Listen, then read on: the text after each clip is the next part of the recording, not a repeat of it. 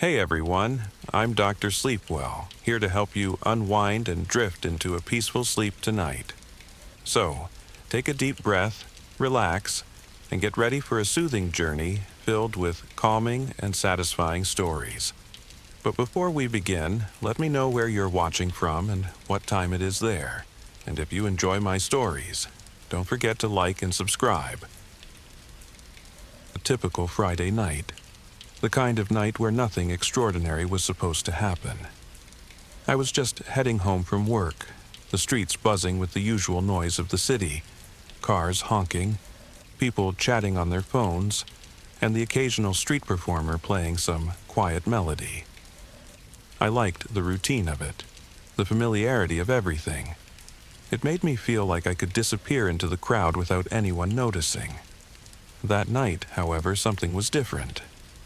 As I walked along the street, I passed a small cafe with large windows that looked out onto the sidewalk. The warm, golden light spilling from the cafe's door caught my attention, and I paused for a second. I always liked the atmosphere there, relaxing, cozy. But tonight, as I glanced inside, I saw something that made my breath catch in my throat. There was a man sitting by the window, his face obscured by the dim light. He was staring straight ahead, but something about his presence felt wrong. I couldn't explain it at first, just a vague sense that something was off. But then, as I watched him, he turned his head toward me. His eyes locked onto mine, and my heart skipped a beat. I hadn't moved, but he seemed to be waiting for me. It was as if he knew I was looking at him, and the moment our eyes met, a cold shiver ran down my spine. I quickly turned away, not wanting to seem like I was staring. I kept walking, trying to shake the unsettling feeling that had settled in my chest. But as I walked, I couldn't help but glance back over my shoulder. And that's when it happened. The man had stood up and started walking toward the door of the cafe. I thought, for a split second, that maybe he was coming outside to leave, but something happened as he reached the door. He vanished. I don't mean he turned around or walked away quickly.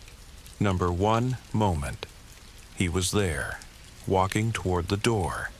And the next, he was simply gone. Disappeared into thin air. My breath caught in my throat. I stopped dead in my tracks, blinking several times, trying to make sense of what I had just seen. I had only looked away for a moment. I was sure of it. He couldn't have just vanished.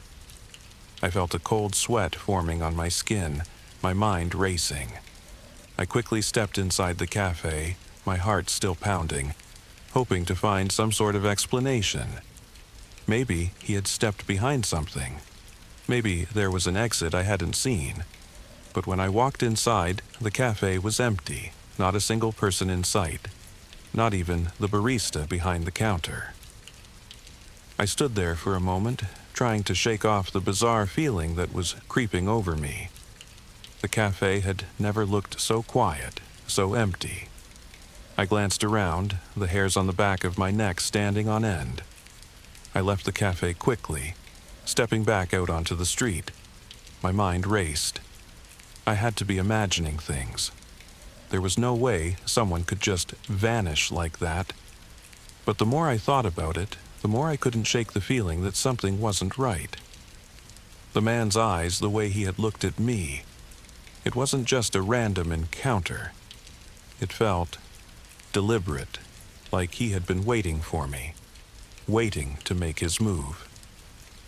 I continued down the street, but the feeling of being watched never left. Every few steps, I felt my pulse quicken, and I glanced over my shoulder, half expecting to see the man following me. But there was nothing. The streets were just as they had been, filled with the usual noise of city life. And yet, something was wrong. The world around me felt off. I felt like I was being pulled in multiple directions, unsure of what was real and what was imagined. And then, as I turned the corner, I saw him again. The same man, standing at the end of the street watching me. His eyes locked onto mine again, and for a moment, time seemed to stand still. He wasn't moving, but his gaze was so intense, so knowing, that I couldn't breathe. I stood there, frozen, unable to look away. I was caught in his gaze, as if he had control over my every movement. I blinked, and in that instant he disappeared, just vanished. No footsteps, no sound. He was just gone. I stood there, heart racing, unable to comprehend what I had just witnessed. I couldn't breathe. I looked around, trying to see if anyone else had seen it, if anyone else had witnessed this strange phenomenon. But the street was empty. No one seemed to notice anything out of the ordinary. It was just me, standing there, shaking in disbelief. I ran home, my mind racing with questions I couldn't answer. Who was that man? How could he have vanished? And why did he seem to be waiting for me? I tried to push the thoughts out of my head, tried to tell myself that it was just a trick of the light, a moment of confusion. But the man's eyes, his stare, they stayed with me, haunting me. I knew I hadn't imagined it, and as I stepped into my apartment and locked the door behind me, I heard a sound, a knock, soft but distinct. I turned toward the door, my heart skipping a beat. I didn't know who it could be. I didn't want to know. I had just witnessed something impossible, something I couldn't explain, and now, this knock. I took a cautious step toward the door, my hands trembling. I didn't want to open it, but I couldn't ignore it. I slowly reached for the handle and turned it. The door opened. There was no one there. But on the floor just in front of me was a small piece of paper, folded neatly. I picked it up, my breath shallow, and unfolded it. The message written on the paper was simple. "I've been waiting for you." I stood frozen, the piece of paper in my hand, my fingers trembling as I stared at the message. "I've been waiting for you." My heart thudded loudly in my chest, and a cold sweat broke out on my skin. Who had left this? How did they know I would open the door? The knock, the note. It was all too much, too connected. I dropped the paper onto the floor and backed away from the door, my mind racing. The street had been empty, the apartment silent. There was no one in the hallway. And yet the note had appeared just as the man had, vanishing when I blinked. I shook my head, trying to calm myself. I had to make sense of this. Maybe it was just some cruel joke, a prank, but how could they have known exactly when I would come back? And why leave a note at all? The whole thing felt too orchestrated, too calculated. I walked back into the living room, trying to push the thought of the note from my mind. But it clung to me, nagging at the edges of my consciousness. I sat on the couch, staring blankly at the walls. Everything around me felt off. The shadows too dark, the silence too deep. I needed to calm down, to ground myself in reality. Then I heard it again. A knock at the door. My stomach dropped and I froze, unable to move. It was soft, almost hesitant but unmistakable. The sound seemed to echo in the room, sending a chill down my spine. I couldn't just ignore it. I couldn't pretend that the knocking wasn't happening. I stood up slowly, my breath caught in my throat, and walked toward the door once more. Each step felt heavier, my feet unwilling to carry me, my body gripped with fear. When I reached the door, I stopped for a moment, my hand hovering over the handle. I hesitated, my thoughts a blur. Should I open it? Should I call the police? I didn't know what to do anymore. But then, before I could make a decision, the door creaked open by itself. I jerked backward, heart pounding in my chest. No one was there. The hallway was empty, as it had been before, but this time something was different. The air felt colder. The silence stretched longer. The apartment didn't feel like my home anymore. It felt wrong, like it was no longer mine, like I had stepped into another world. I stepped outside into the hallway, looking down the length of it. The building felt too quiet, like the life had been drained out of it. Every door was shut, every light dimmed. There was nothing but silence, and I felt an overwhelming sense of isolation. And then I saw it. At the end of the hallway where the corridor bent around a corner, the figure stood, the same man from the cafe. His face was still hidden in shadow, but I knew it was him. His presence was undeniable. He was standing there, unmoving, staring straight at me. His body was rigid, like a statue, but his eyes were locked onto mine. The gaze was intense, too intense, as if he could see right through me. I couldn't move, I couldn't speak, I could only stand there, frozen, my heart racing. He didn't move toward me, didn't take a step, but the longer I stood there, the more I felt the pressure of his stare. And then, just like that, he vanished. He was there one moment, and the next, he was gone, disappearing like smoke in the wind. I stumbled backward, my legs giving out beneath me, and I collapsed to the floor, gasping for air. My head was spinning. My pulse was hammering in my ears. What was happening? Who was this man? Why did he keep following me? I couldn't stay in the hallway any longer. I had to get away. I scrambled back into my apartment and locked the door behind me. I leaned against it, my back pressed to the cold wood, trying to calm my breathing. My head was spinning with confusion, with fear. I had to make sense of all of this. I had to know who he was and why he was haunting me. I stumbled to the kitchen, trying to shake the feeling of dread that had taken over my body. I needed something to distract me, something to clear my mind. But as I passed the window, something caught my eye. I looked outside, and for a split second I saw him again. The man was standing across the street, just on the edge of the sidewalk, watching my apartment. His face was still hidden in shadow, but his posture was unmistakable. He was waiting for me to see him. My heart skipped a beat, and I backed away from the window, my hands trembling. There was no way. How was he? Why was he always there?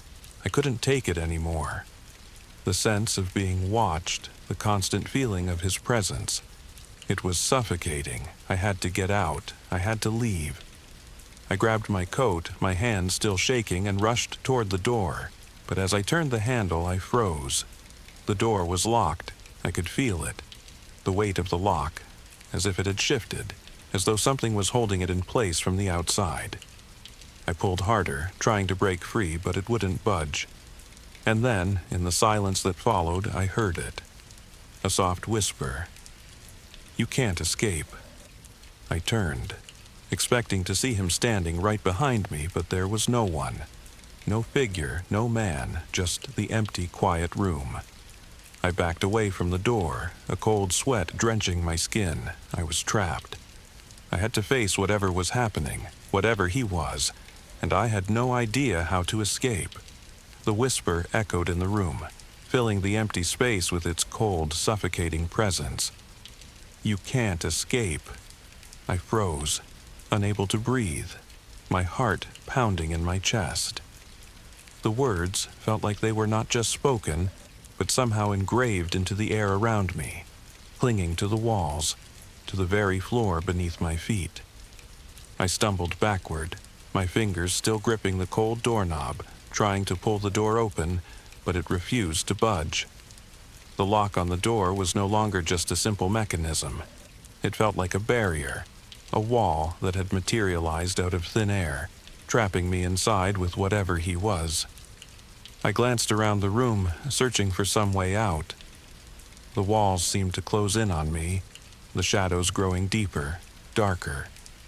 Every corner of the room felt like it was being swallowed by the darkness, as if the very space itself was alive and hungry.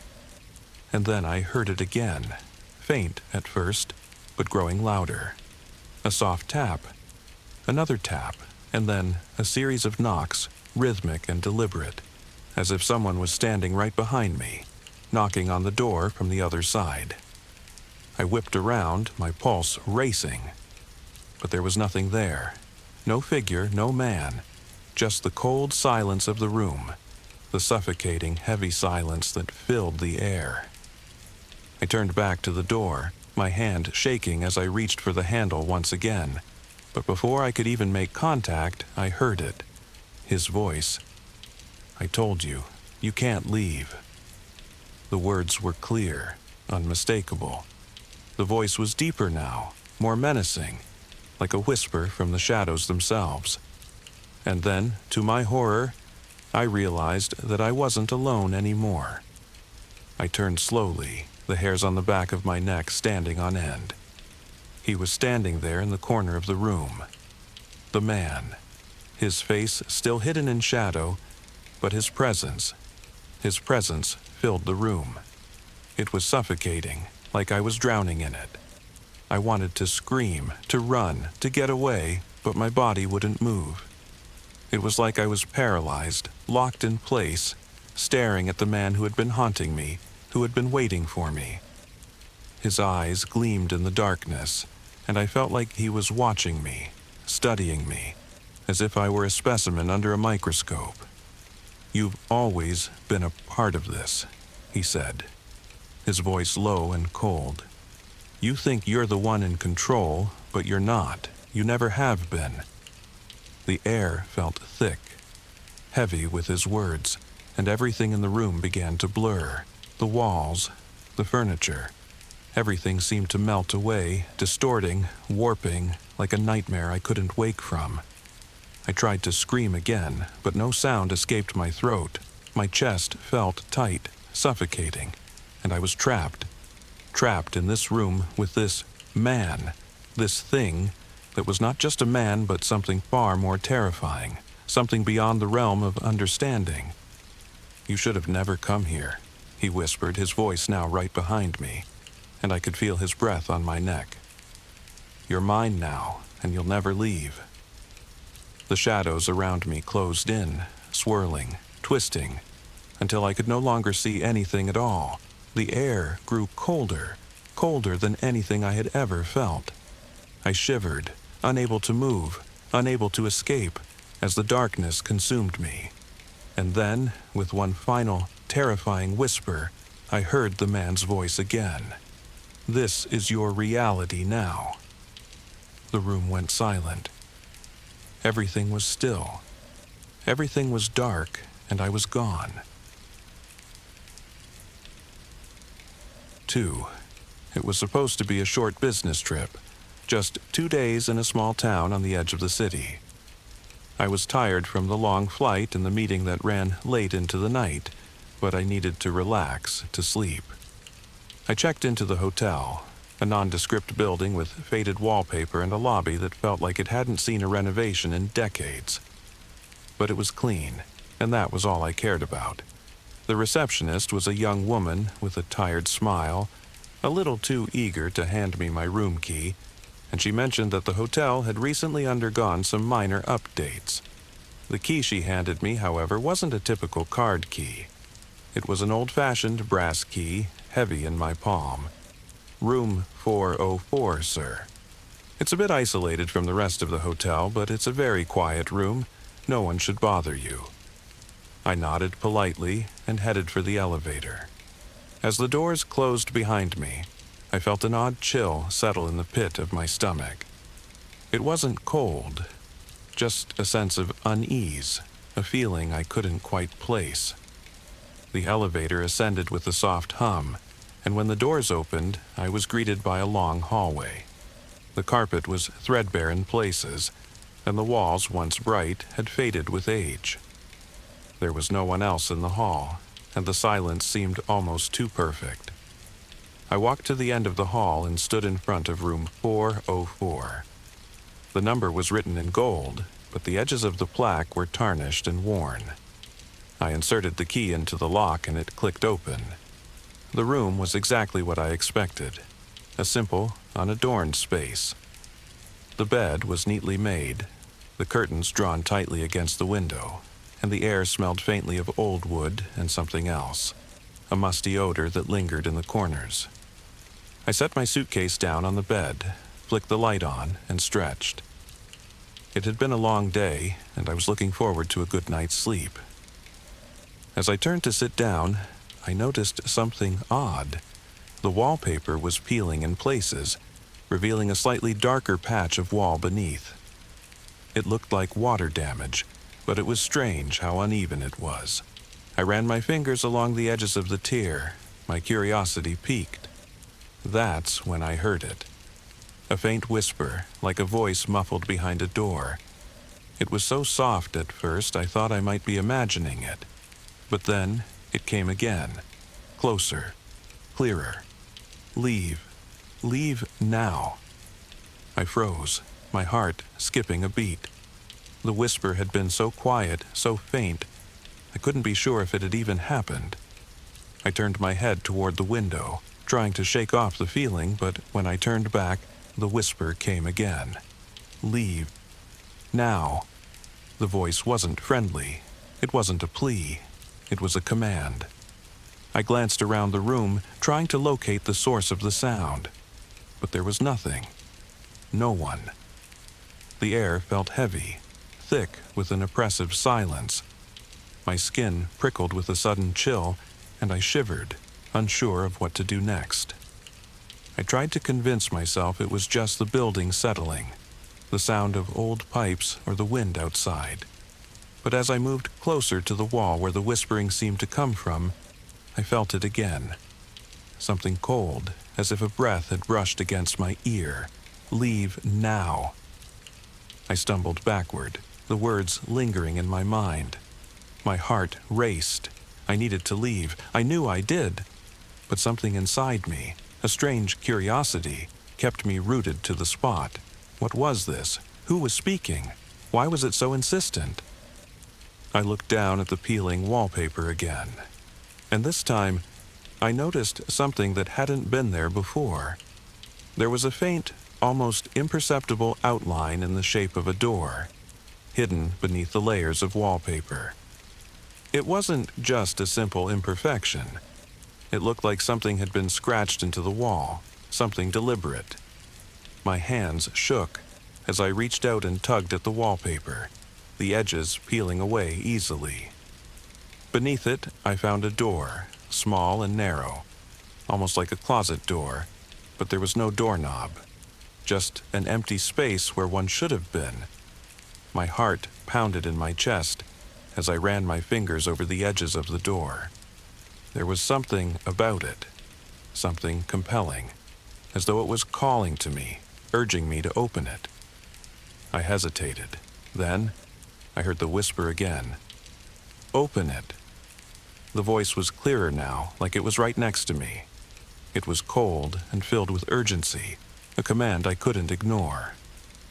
Without thinking, I grabbed the edges of the door and pulled. It creaked open.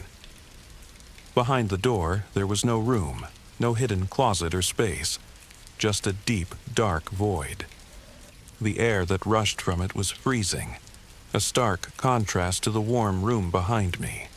The whispering grew louder, more frantic, filling the room with its eerie demand. Come in, come in. I stepped forward, drawn by the voice, my legs moving as if on their own. I was terrified, yet unable to stop myself. The darkness beyond the door beckoned like a living thing, hungry, waiting for me. Just as I took another step, the door slammed shut behind me, and I was plunged into darkness.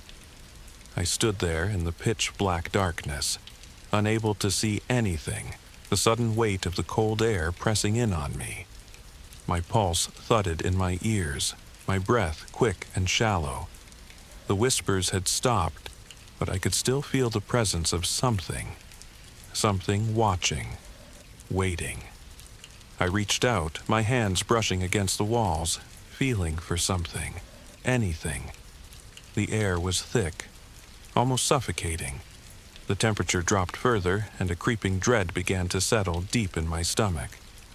My fingers ran over the surface of the wall, but it felt wrong.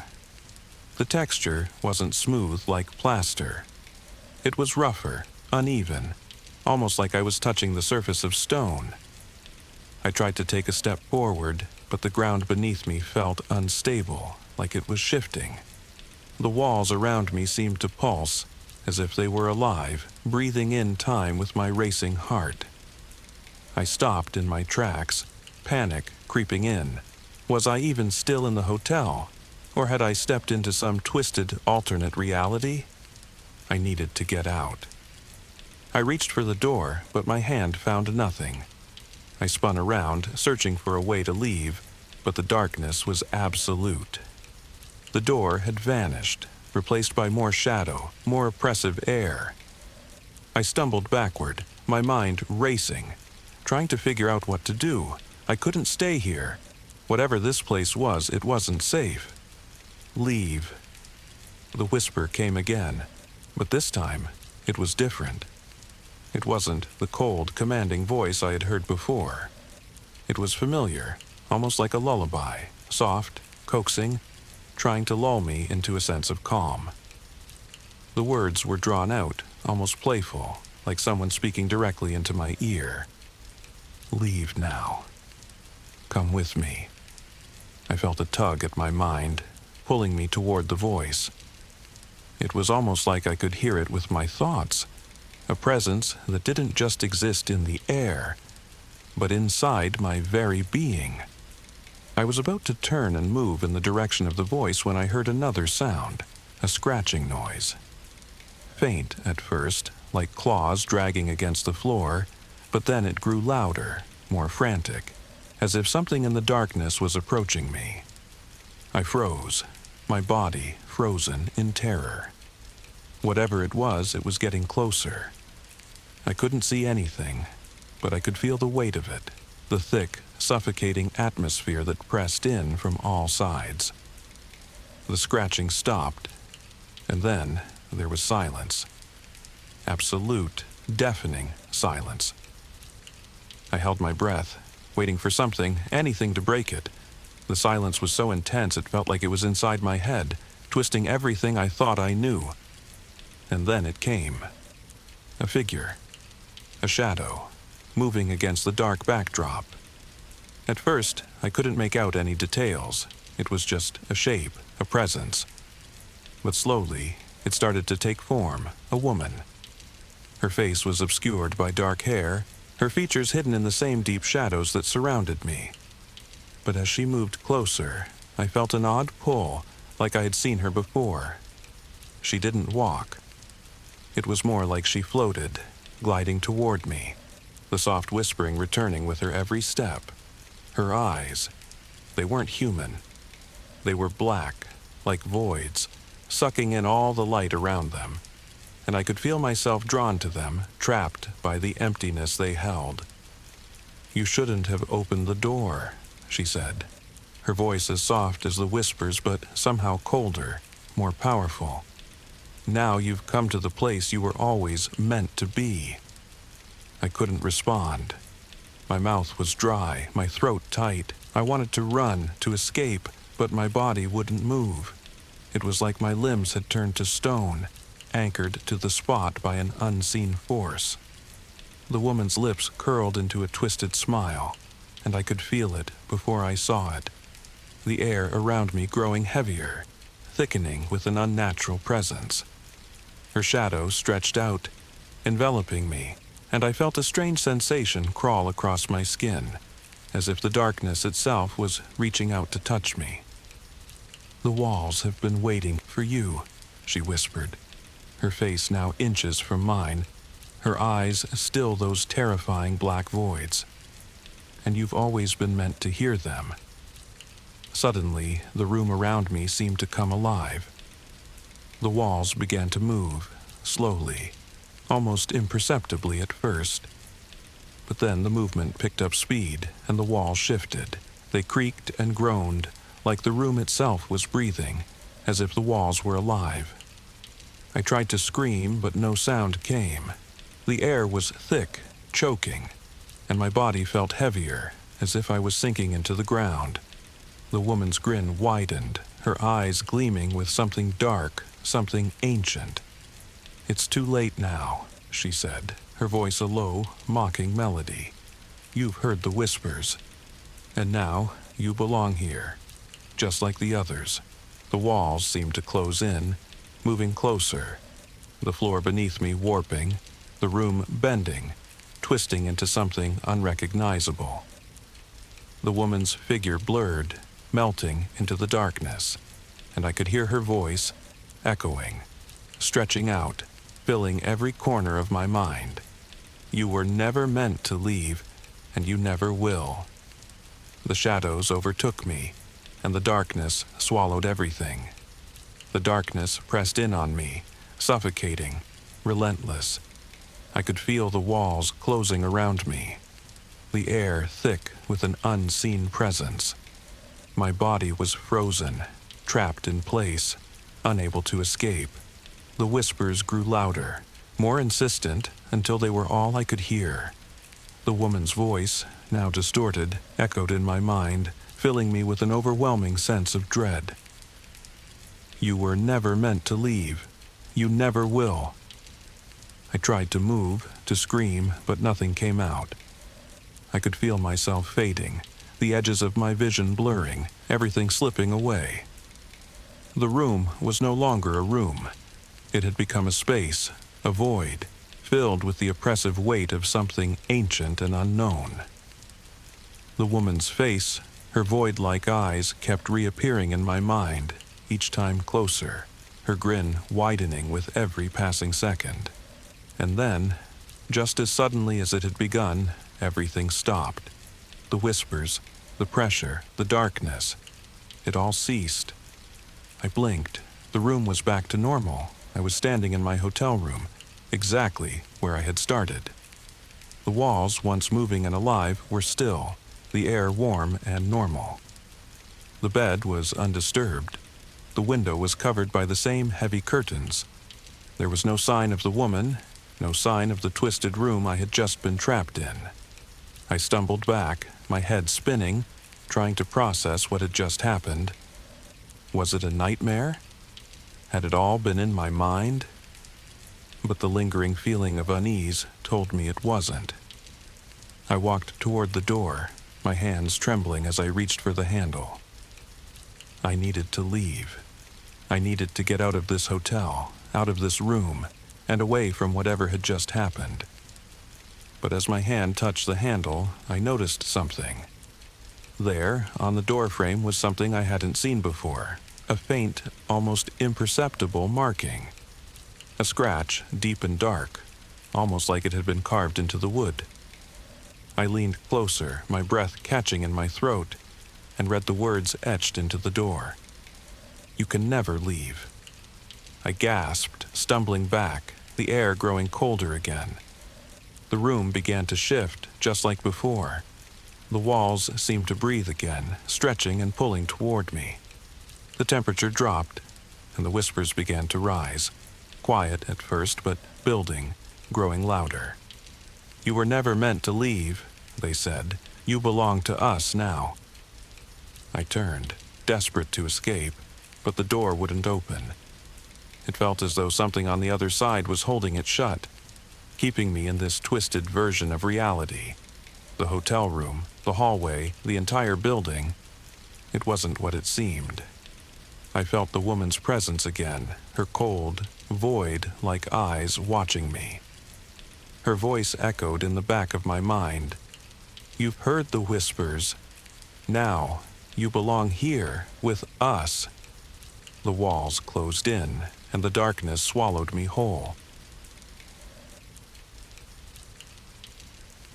3. I never thought I would end up here. It wasn't supposed to be like this. I was traveling for work, a quick stop in a quiet town I didn't know well. The hotel was small, a bit outdated, but there was something comforting about its simplicity.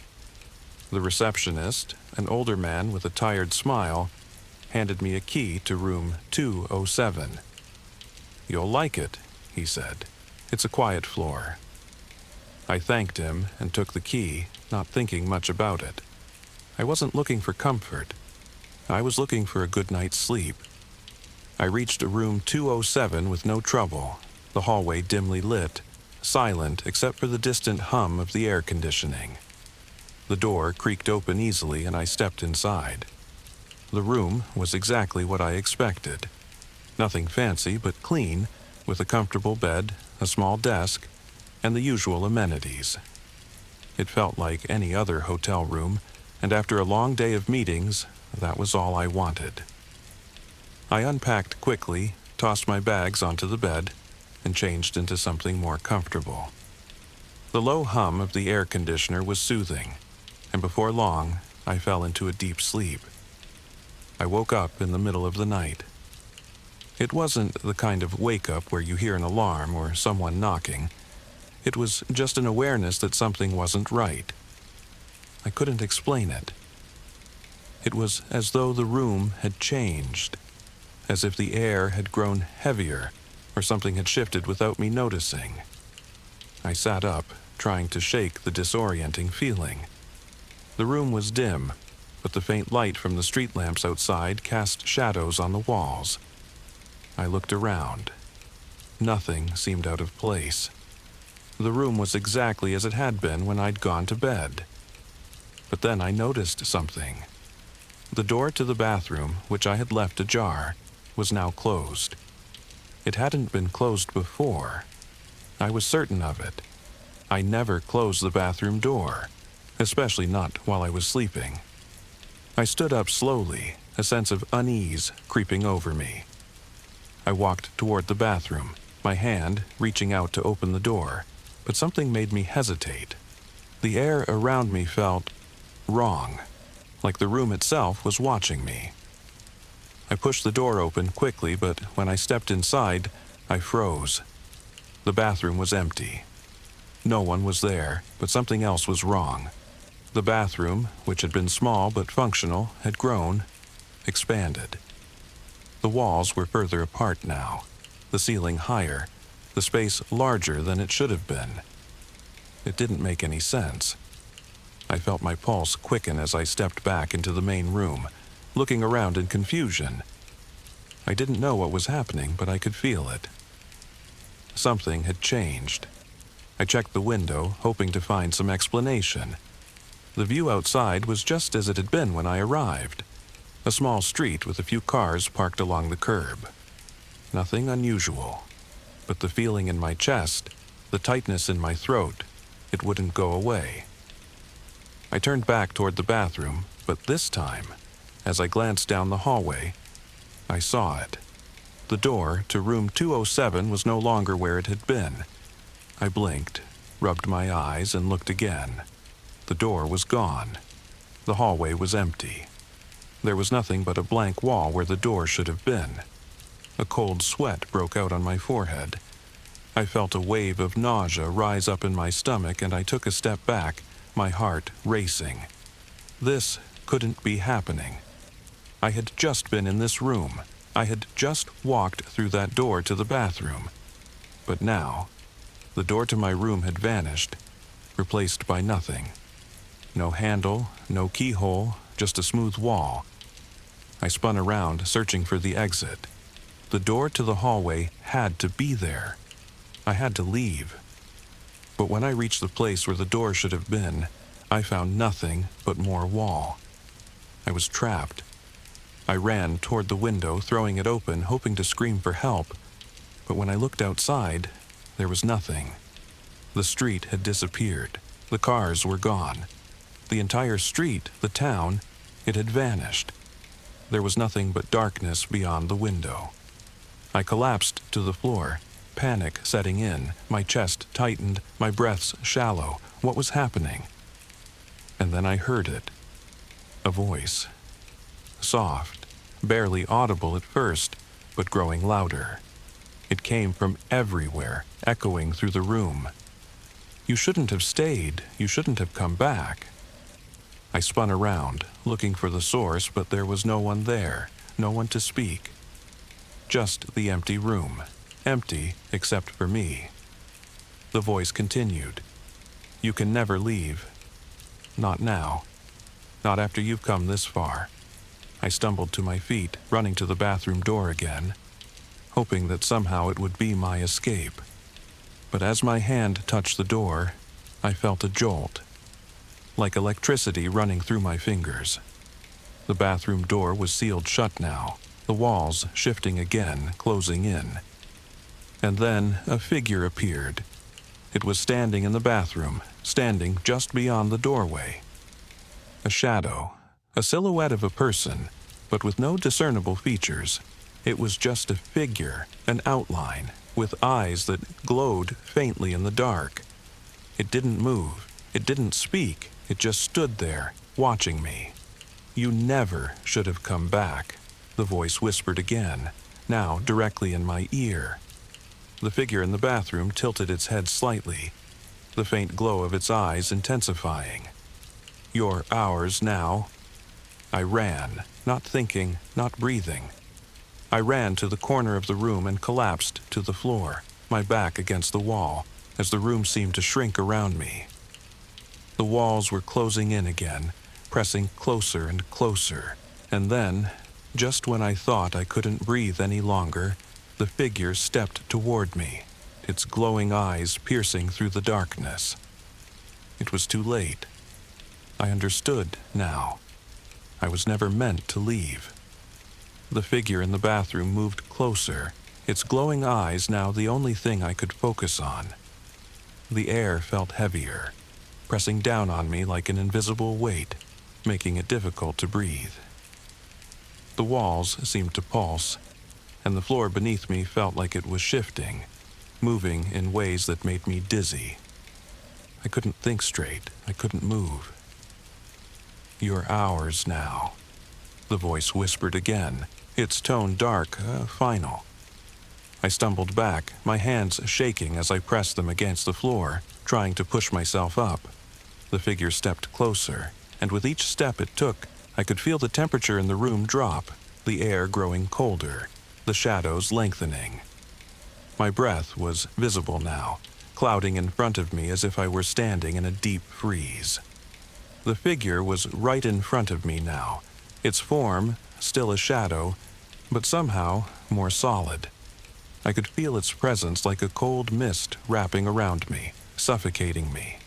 I had no idea what it was, but I knew one thing. It wasn't human. It had no face, no features, only those glowing eyes that burned into mine, unblinking, unyielding. "You shouldn't have stayed," it whispered again, and I could feel the words vibrating through me. "You should have left when you had the chance." With a sudden movement, it reached out, its hand not touching me physically but somehow reaching into me. A cold, unrelenting pressure wrapped around my chest, and I gasped for air, unable to breathe, unable to escape. The figure wasn't just in front of me. It was inside my mind, pulling at my thoughts, my very essence. I felt my consciousness begin to slip away, as if I was being pulled into a place I didn't belong, a place where reality didn't make sense anymore. The walls around me closed in, distorting, melting into something else entirely. The room was no longer a room, it was an abyss, a void. And then, just when I thought I couldn't hold on any longer, the pressure released. The figure vanished, and the room snapped back into focus, as if nothing had happened at all. The walls were still, the temperature returned to normal, and the air was once again breathable. But something was different now. Something was wrong. I stood up shakily, my legs unsteady beneath me. The bathroom door, once sealed shut, was now open. But instead of the bathroom I had seen earlier, the room beyond was dark, empty, with no sign of the figure. I stepped toward the door, hesitating. What had just happened? Was I losing my mind? Had I imagined the whole thing? But as I reached for the doorframe, something caught my eye. On the floor, near the doorway, there was something, a note. It was just like the one I had seen before in the hallway, but this one was different. It was old, worn, and the edges were torn, as if it had been left there for a long time. I picked it up cautiously, my hands trembling. The note was simple. It was just a few words, written in ink that had faded with time. You can never leave this place. The walls will never forget you. A chill ran down my spine. The words were the same ones I had heard in the whisper. My mind was racing now. What was happening? Why was this happening? I turned back toward the room, trying to think, to make sense of it. But the room had changed again. The bed, the desk, the furniture. Everything was slightly different, as though it had shifted in the time I had been in the bathroom. The walls, the ceiling, even the air itself felt distorted. It was as if the room wasn't just part of the hotel anymore. It had become part of something else, something darker, something I didn't understand. The whispers returned.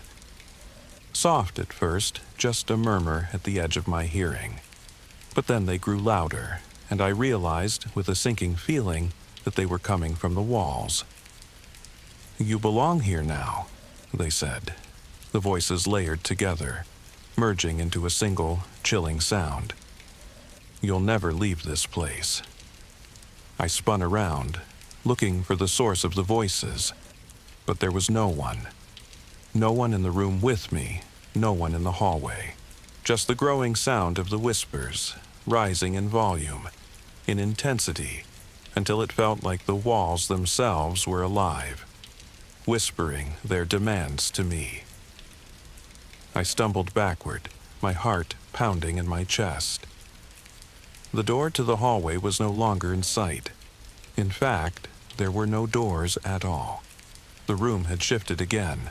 The walls were closing in on me, slowly at first, but with increasing speed. I ran to where the door had been, my hands desperately feeling the empty space where the handle should have been.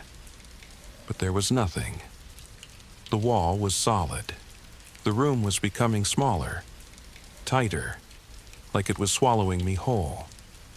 The walls were getting closer, inch by inch, the air thickening with each passing second. The whispers were louder now, almost deafening, as if the room itself were speaking, shouting, demanding something from me. I pressed my back against the wall, my hands trembling as I ran my fingers along the smooth surface. That's when I felt it. A small, raised section of the wall, like a hidden panel. I pushed against it, and to my shock, the wall gave way. A small passage opened up, leading into a dark tunnel. I didn't know what was waiting at the end, but it was the only choice I had left. I stepped into the passage, and the door behind me slammed shut. I was in complete darkness now, but the whispers followed me. They were getting closer. "You can never leave," they repeated, over and over again. I began to run, the walls around me narrowing with each step, the air growing colder. The tunnel stretched on forever, and no matter how fast I moved, I couldn't escape the whispers. They were closing in.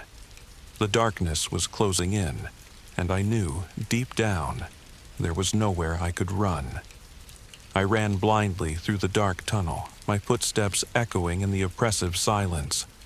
The whispers were everywhere now, swirling around me like a storm. Every time I thought I was getting away, the voice grew louder, closer, as if it was right behind me, following me. "You can't escape," they chanted, over and over, their voices layering on top of each other, like a chorus of tortured souls.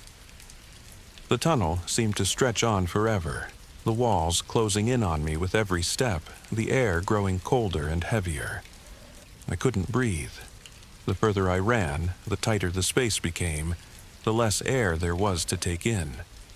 It felt like the tunnel itself was alive, suffocating me, pulling me in deeper. And then, just when I thought I couldn't take it anymore, the tunnel opened up.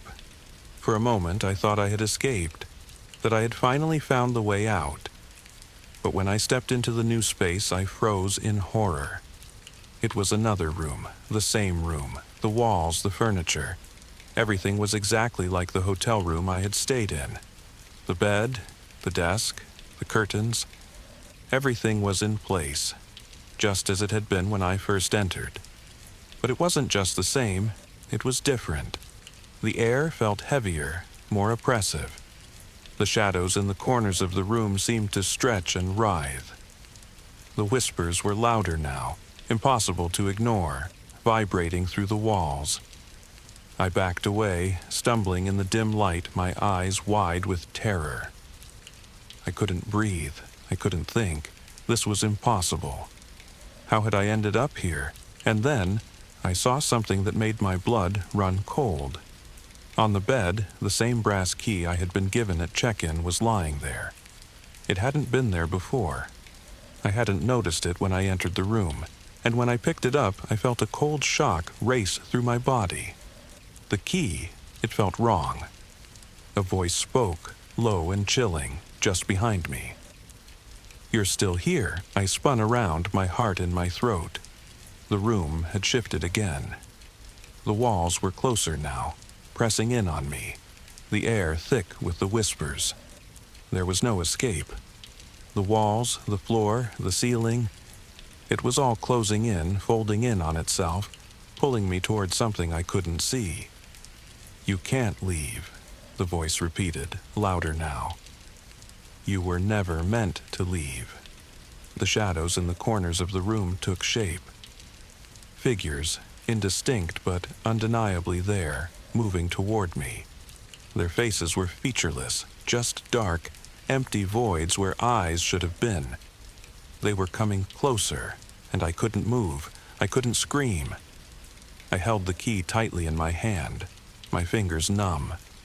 I tried to turn toward the door, but it was gone, replaced by solid, impenetrable wall. The room, the tunnel, the hotel, it had all merged, consuming me whole. And then the whispering stopped. A cold, dead silence filled the room. The figures stopped moving, their presence growing even more oppressive. And in that silence I heard it, the final whisper, coming from everywhere, coming from inside me. "You will never leave this place. You belong here now." I collapsed to the floor, my body shaking, my mind racing. I was trapped in a place that didn't belong anywhere, A room that didn't exist, a hotel that was never meant to be. And as the darkness swallowed me whole, I realized the truth. The room, the hotel, the whispers, they were never going to let me go. And no matter how far I ran, how hard I tried, I was always going to be part of it. Forever. 4. It started on a quiet Tuesday night like any other. I had just moved into this apartment a week ago, a small place on the edge of the city, far enough from the bustle but close enough to everything I needed. It wasn't much, but it was perfect for someone like me, someone who preferred solitude. I didn't mind the quiet, I embraced it. In fact, I welcomed it. It gave me time to think, to rest. The only sound I ever heard was the faint hum of the refrigerator and the occasional car driving by outside. My apartment had big windows that overlooked a dimly lit alley and an old brick building on the other side. Nothing fancy, just an ordinary view. But that night, as I sat by the window, sipping my tea and flipping through a book, I noticed something strange. There, across the alley, in the reflection of my window, I saw a figure. A girl. She was standing by the wall of the opposite building, staring at my window. At me. She stood perfectly still, as though she knew I was watching her. Her face was pale, her dark hair falling in messy waves around her shoulders, and she was dressed in a simple white dress that didn't look like it belonged in this place or time. It was out of place, almost too clean. I couldn't see her eyes, but the chill creeping up my spine told me that she was staring straight at me. I wasn't sure if she saw me, or if it was just her reflection, but something about her made my heart race. The air in the room felt colder suddenly, the hum of the refrigerator fading into the background. I glanced away for a second, blinking, and when I looked back, she was gone. I told myself it was nothing, a trick of the light, a figment of my imagination. Maybe I had been staring too long. I closed the blinds and went to bed, dismissing the encounter. It wasn't like I was new to the idea of being jumpy after moving into a new place. But the next night she was there again, and the next. Every night for the next 10 nights without fail, the girl would appear at exactly the same time, standing in the same spot, staring at my window. I couldn't tell what she wanted. She didn't move, didn't make a sound. She simply stood there, as if waiting for something. I tried ignoring it at first, pretending it wasn't happening, but it became harder. The silence in the apartment felt heavier when she was there. I began to dread the evenings, knowing that when the sun dipped below the horizon, she would appear again. One night, I couldn't take it anymore. I decided to confront her, to figure out who she was and why she was standing there every night. I waited until it was almost time for her to appear, then went to the window, pulling the blinds up just slightly. I waited and waited. At exactly the same time, she appeared. This time, I was ready. I pulled the window open and leaned out, shouting across the alley, "Hey, what do you want?" But she didn't respond. She just stood there, her head tilted slightly as if she could hear me but chose to ignore me. I felt a knot of unease form in my stomach, the words I wanted to say getting stuck in my throat. "Who are you?" I shouted again, but still, she didn't move, no reaction, not even a blink. I slammed the window shut, frustrated and afraid, and went back to my couch, my heart still racing. The silence in the room was deafening. I hadn't heard her footsteps, hadn't seen her leave, but when I looked back out the window, she was gone. The next night, when the clock hit the same time, she appeared again. And again, I shouted at her, desperate to know who she was and what she wanted. But this time, I noticed something different. Her head wasn't tilted to the side anymore. She was staring directly at me, her face completely still. Her mouth, once barely visible, was now open, just a little, barely an inch, but it was enough to make my stomach churn. Her face, pale and unsettling, stretched just a little, as if she were about to say something. I froze. My heart pounded in my chest, and for the first time I felt genuine fear. And then I heard it. A voice, a soft whisper coming from her direction, carried on the cold wind. "Help me." I didn't respond. I couldn't. I felt my body locked in place, unable to do anything but watch. She didn't move. The only thing that shifted was her eyes, which slowly, almost imperceptibly, moved toward the corner of the alley. I followed her gaze, my stomach dropping. There was someone else there.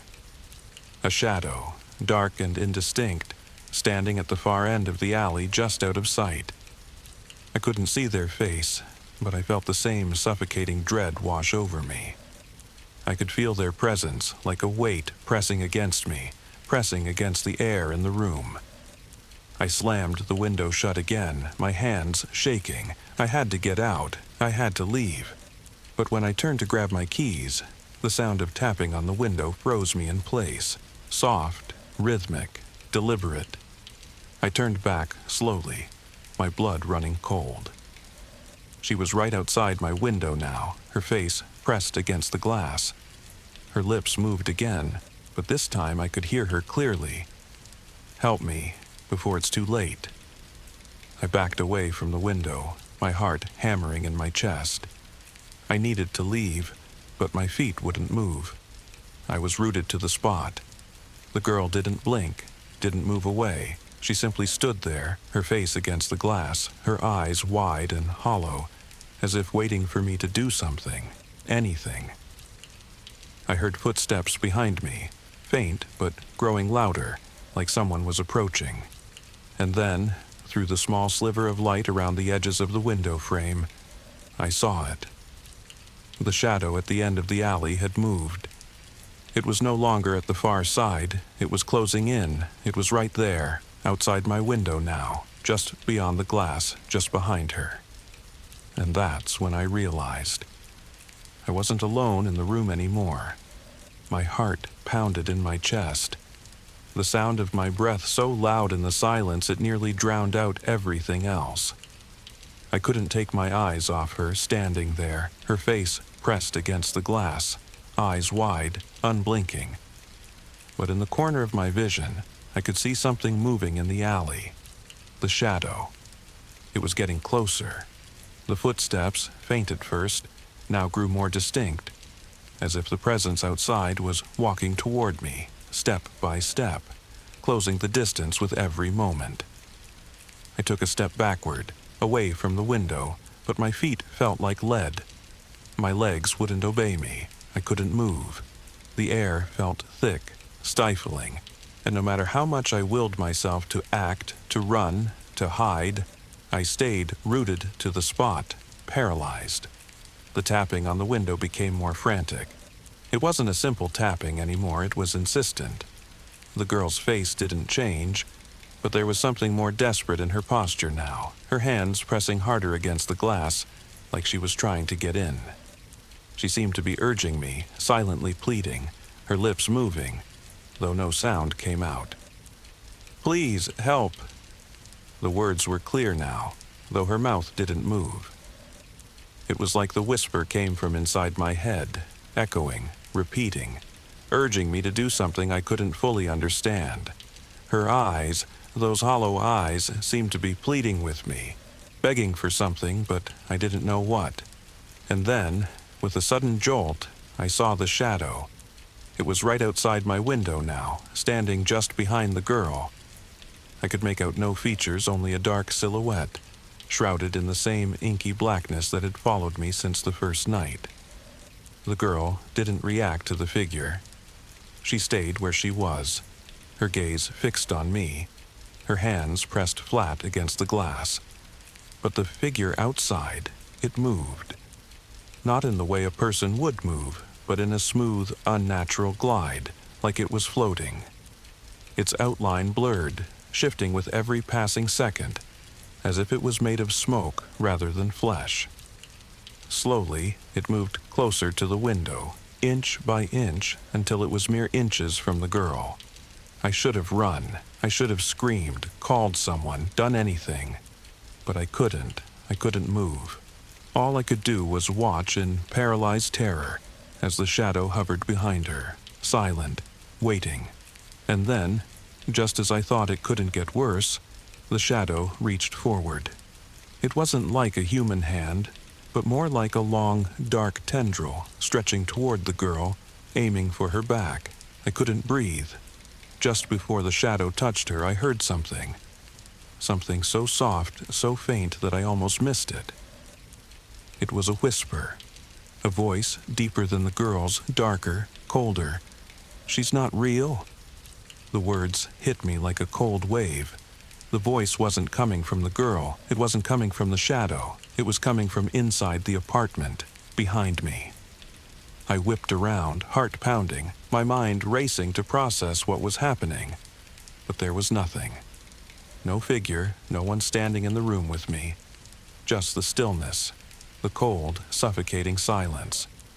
The whisper lingered in the air, thick with malice, and I realized with a jolt that it was true. The girl wasn't real. I backed away from the window, my body trembling, the girl's face still locked in a silent, eternal plea. The shadow outside had stopped moving. It was still hovering there, waiting, as if it knew I had figured it out. I couldn't take my eyes off it. I didn't know what it was, what it wanted, or why it had attached itself to me in the first place. But I knew one thing for sure. I couldn't stay here anymore. I needed to leave. I needed to get out of this place. I grabbed my coat, my hands shaking uncontrollably as I tried to focus. I had to act fast. But when I turned to grab my keys from the counter, my eyes caught something I hadn't seen before. On the back of the door, scratched into the wood, was a message. A single sentence written in jagged, uneven handwriting. You can never escape her. The words hit me like a slap, cold and hard, and I felt my blood run cold. The figure outside, the girl, the whispers, it was all part of this. Part of whatever force was controlling this place. And I wasn't just trapped in the apartment.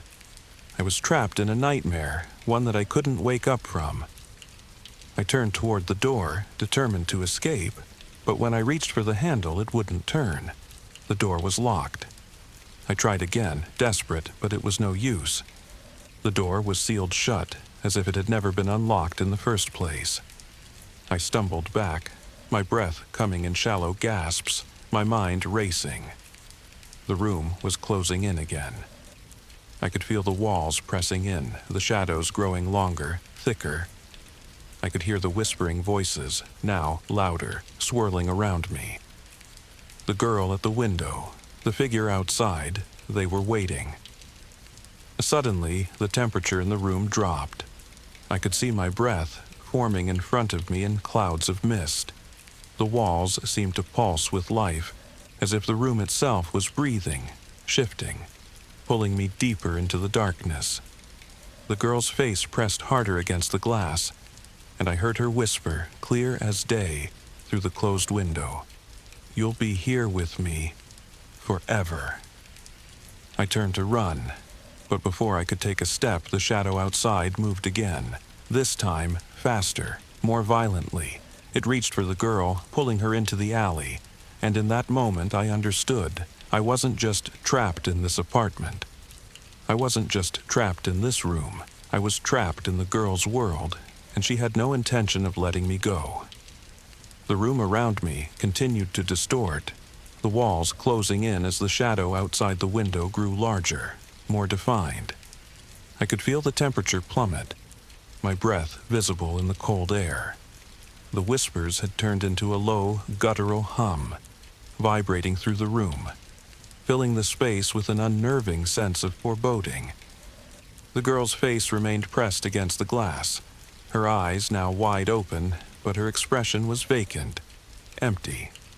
She wasn't the one watching me anymore. It was the shadow that was calling the shots now. It was pulling her toward the alley, and I could hear the soft scraping of her shoes against the pavement, even though she wasn't moving. I turned to the door, my body trembling, every instinct screaming at me to leave, to run, to get out of this nightmare.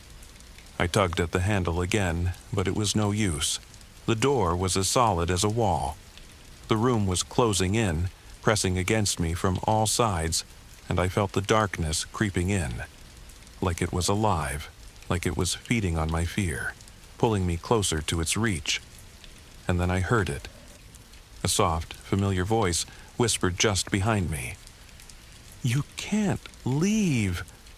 I whipped around, my heart nearly stopping in my chest.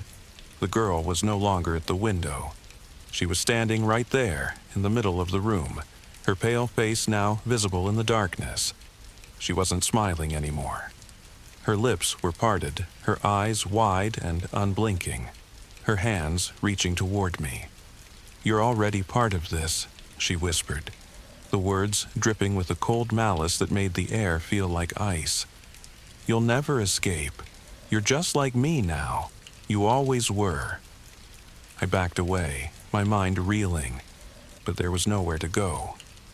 The room was a labyrinth, the walls closing in, the air thick and suffocating. The shadows were growing, twisting, until they completely enveloped the space. I could hear her voice again, echoing around me, surrounding me. "I was waiting for you." The words didn't make sense. How could she have been waiting for me? I didn't know her. I had never seen her before. Yet there she was, standing in front of me, just as she had been at the window every night, just as I had known she would be. The girl began to fade, her body flickering in and out of existence, her form blurring like smoke. But her eyes, those hollow, unblinking eyes, remained. I couldn't look away, I couldn't move. I felt myself sinking into the darkness, my body frozen, my mind caught between fear and the strange compulsion to understand.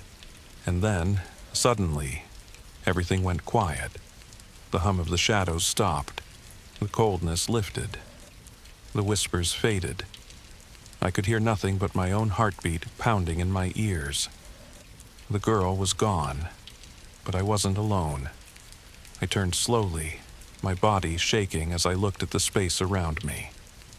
The room had returned to normal. It was still quiet, just like it had been when I first moved in. But something had changed, something inside of me had shifted, and I knew, deep down, that I was no longer the same person who had entered this place. And then, the door that had been locked, swung open. I stood there, staring at the hallway beyond, my breath shallow, my legs weak. I didn't want to leave, I couldn't.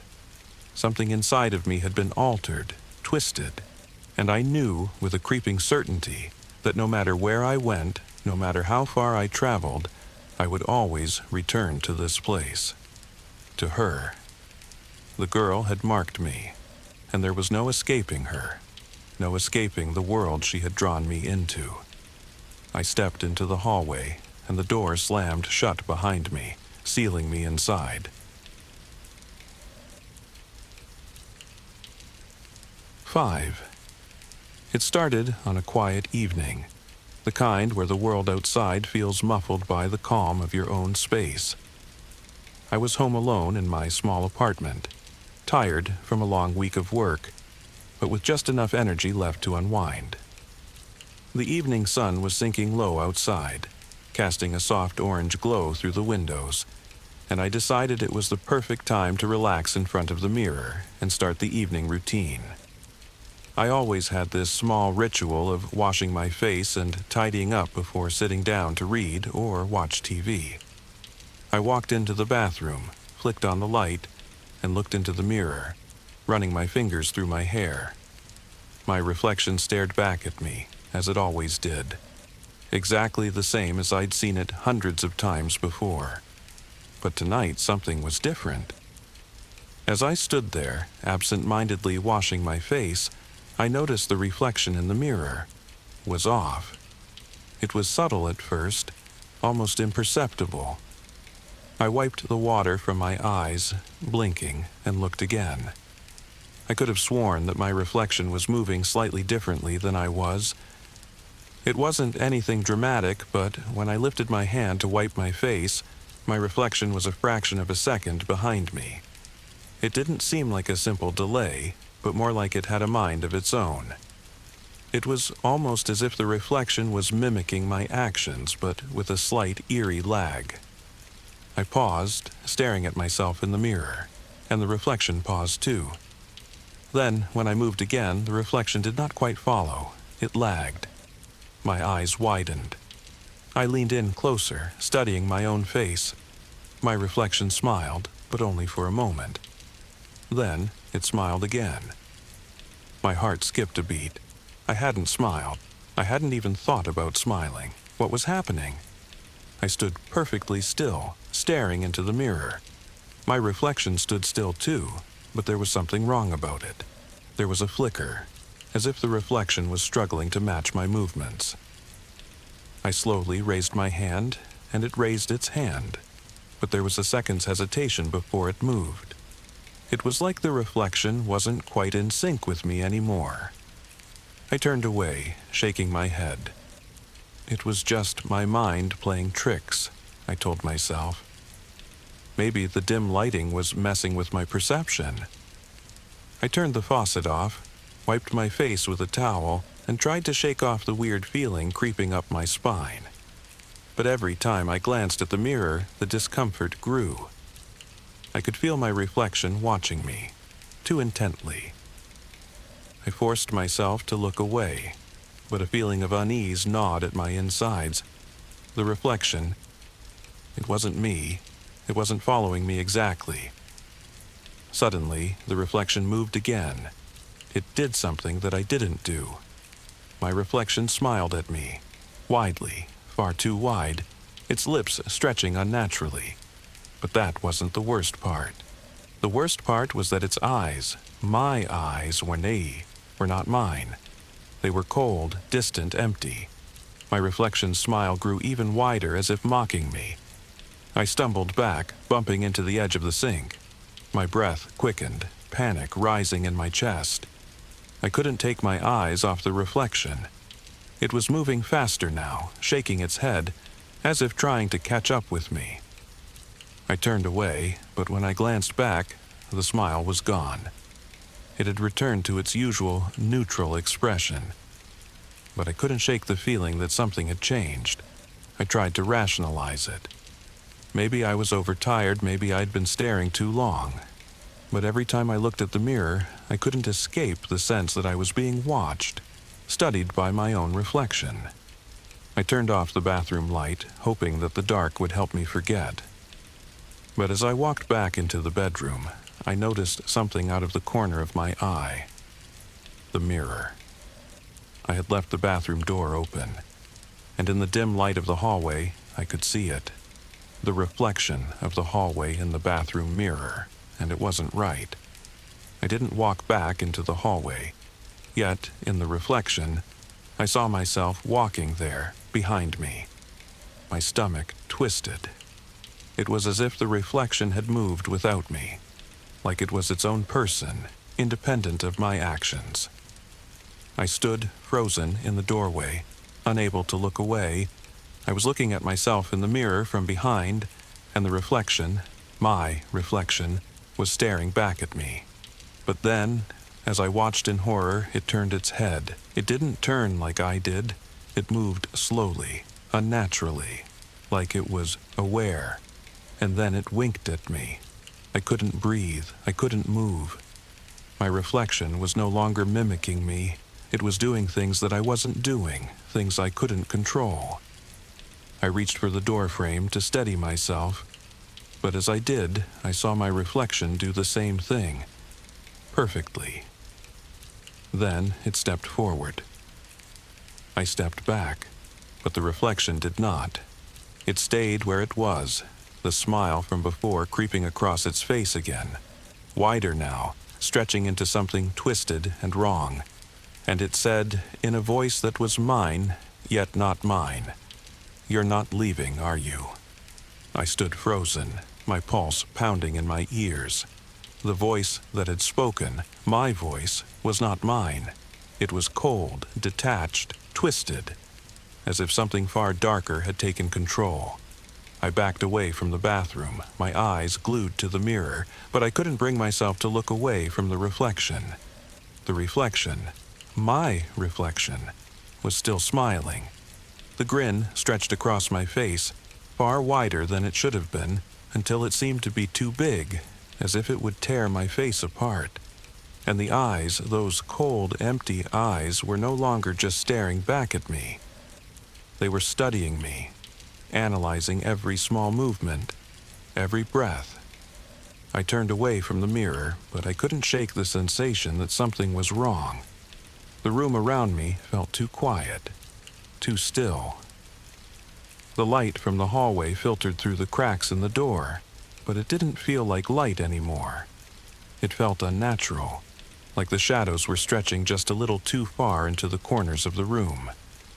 I had to get out of here. I had to leave. But as I moved toward the front door, I stopped. Something was off. I couldn't quite put my finger on it, but it felt like the apartment had shifted, like the walls were closing in, like the space was smaller than it had been before. I turned around, my body moving almost involuntarily, and there, standing in the hallway, reflected in the mirror, was something I hadn't seen before. It wasn't me. It was a figure, tall, thin, dressed in black, and completely out of place in the reflection.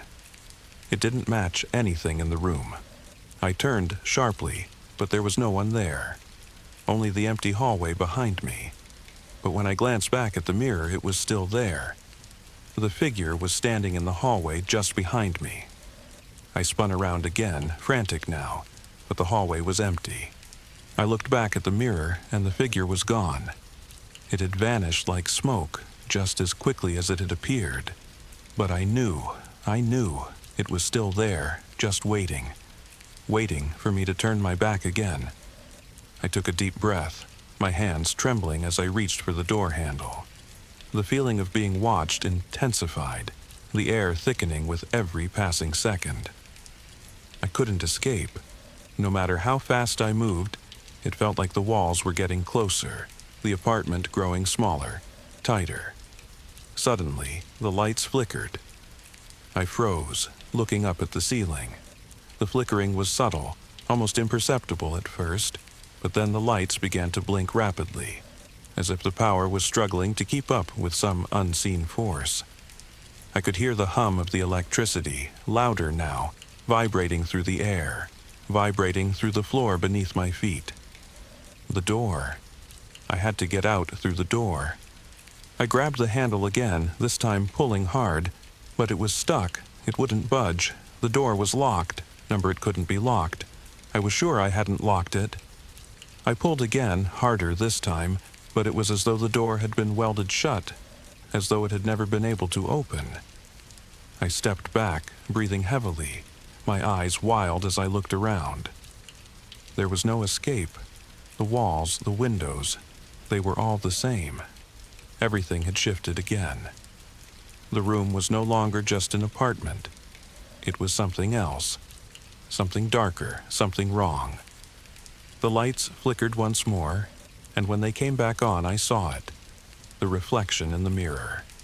It wasn't me. Not anymore.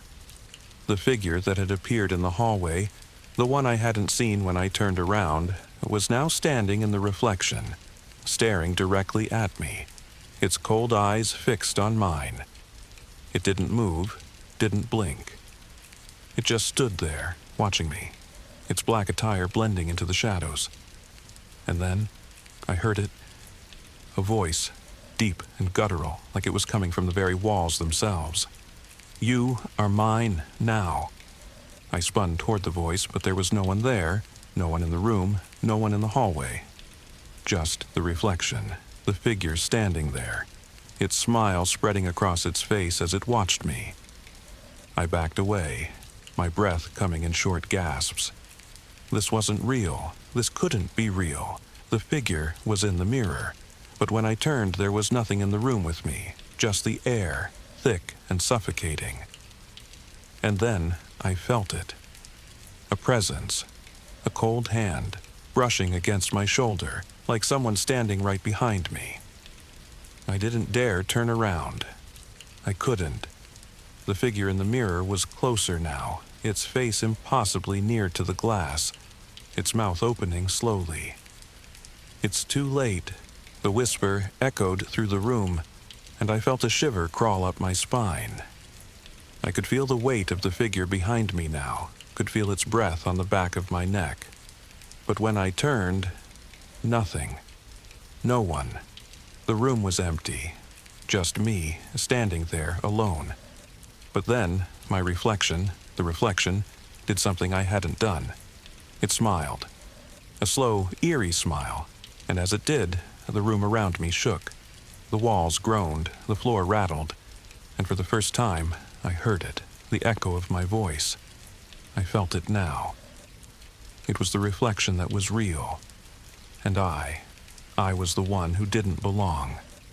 The room felt suffocating. The walls were closing in, and every breath I took felt like it would be my last. The reflection in the mirror was no longer just a reflection. It was alive. It smiled wider, its eyes gleaming, and I could feel the presence of the figure behind me. Close, too close. My reflection moved in perfect sync with the thing standing just out of reach. It was no longer me. The realization hit me like a punch to the gut. I wasn't the one in control. The reflection, the stranger in the mirror, was in control now. I was just the shadow, the echo, the one who didn't belong. "It's too late," it whispered again, its voice reverberating inside my head. I felt a chill run down my spine, the kind that comes when you realize you're no longer in charge of your own body. The reflection didn't just mirror me anymore, it had become its own entity. It moved without me, it smiled without me, and I wasn't the one staring back at it. I wanted to scream, to run, to escape this nightmare. But as I reached for the door, I saw it. The reflection stepping out of the mirror, its movement smooth and unnatural, like it was shedding the glass, leaving it behind. My hand stopped midair, my body frozen in place. The figure was free. It stepped forward, its eyes locked on mine.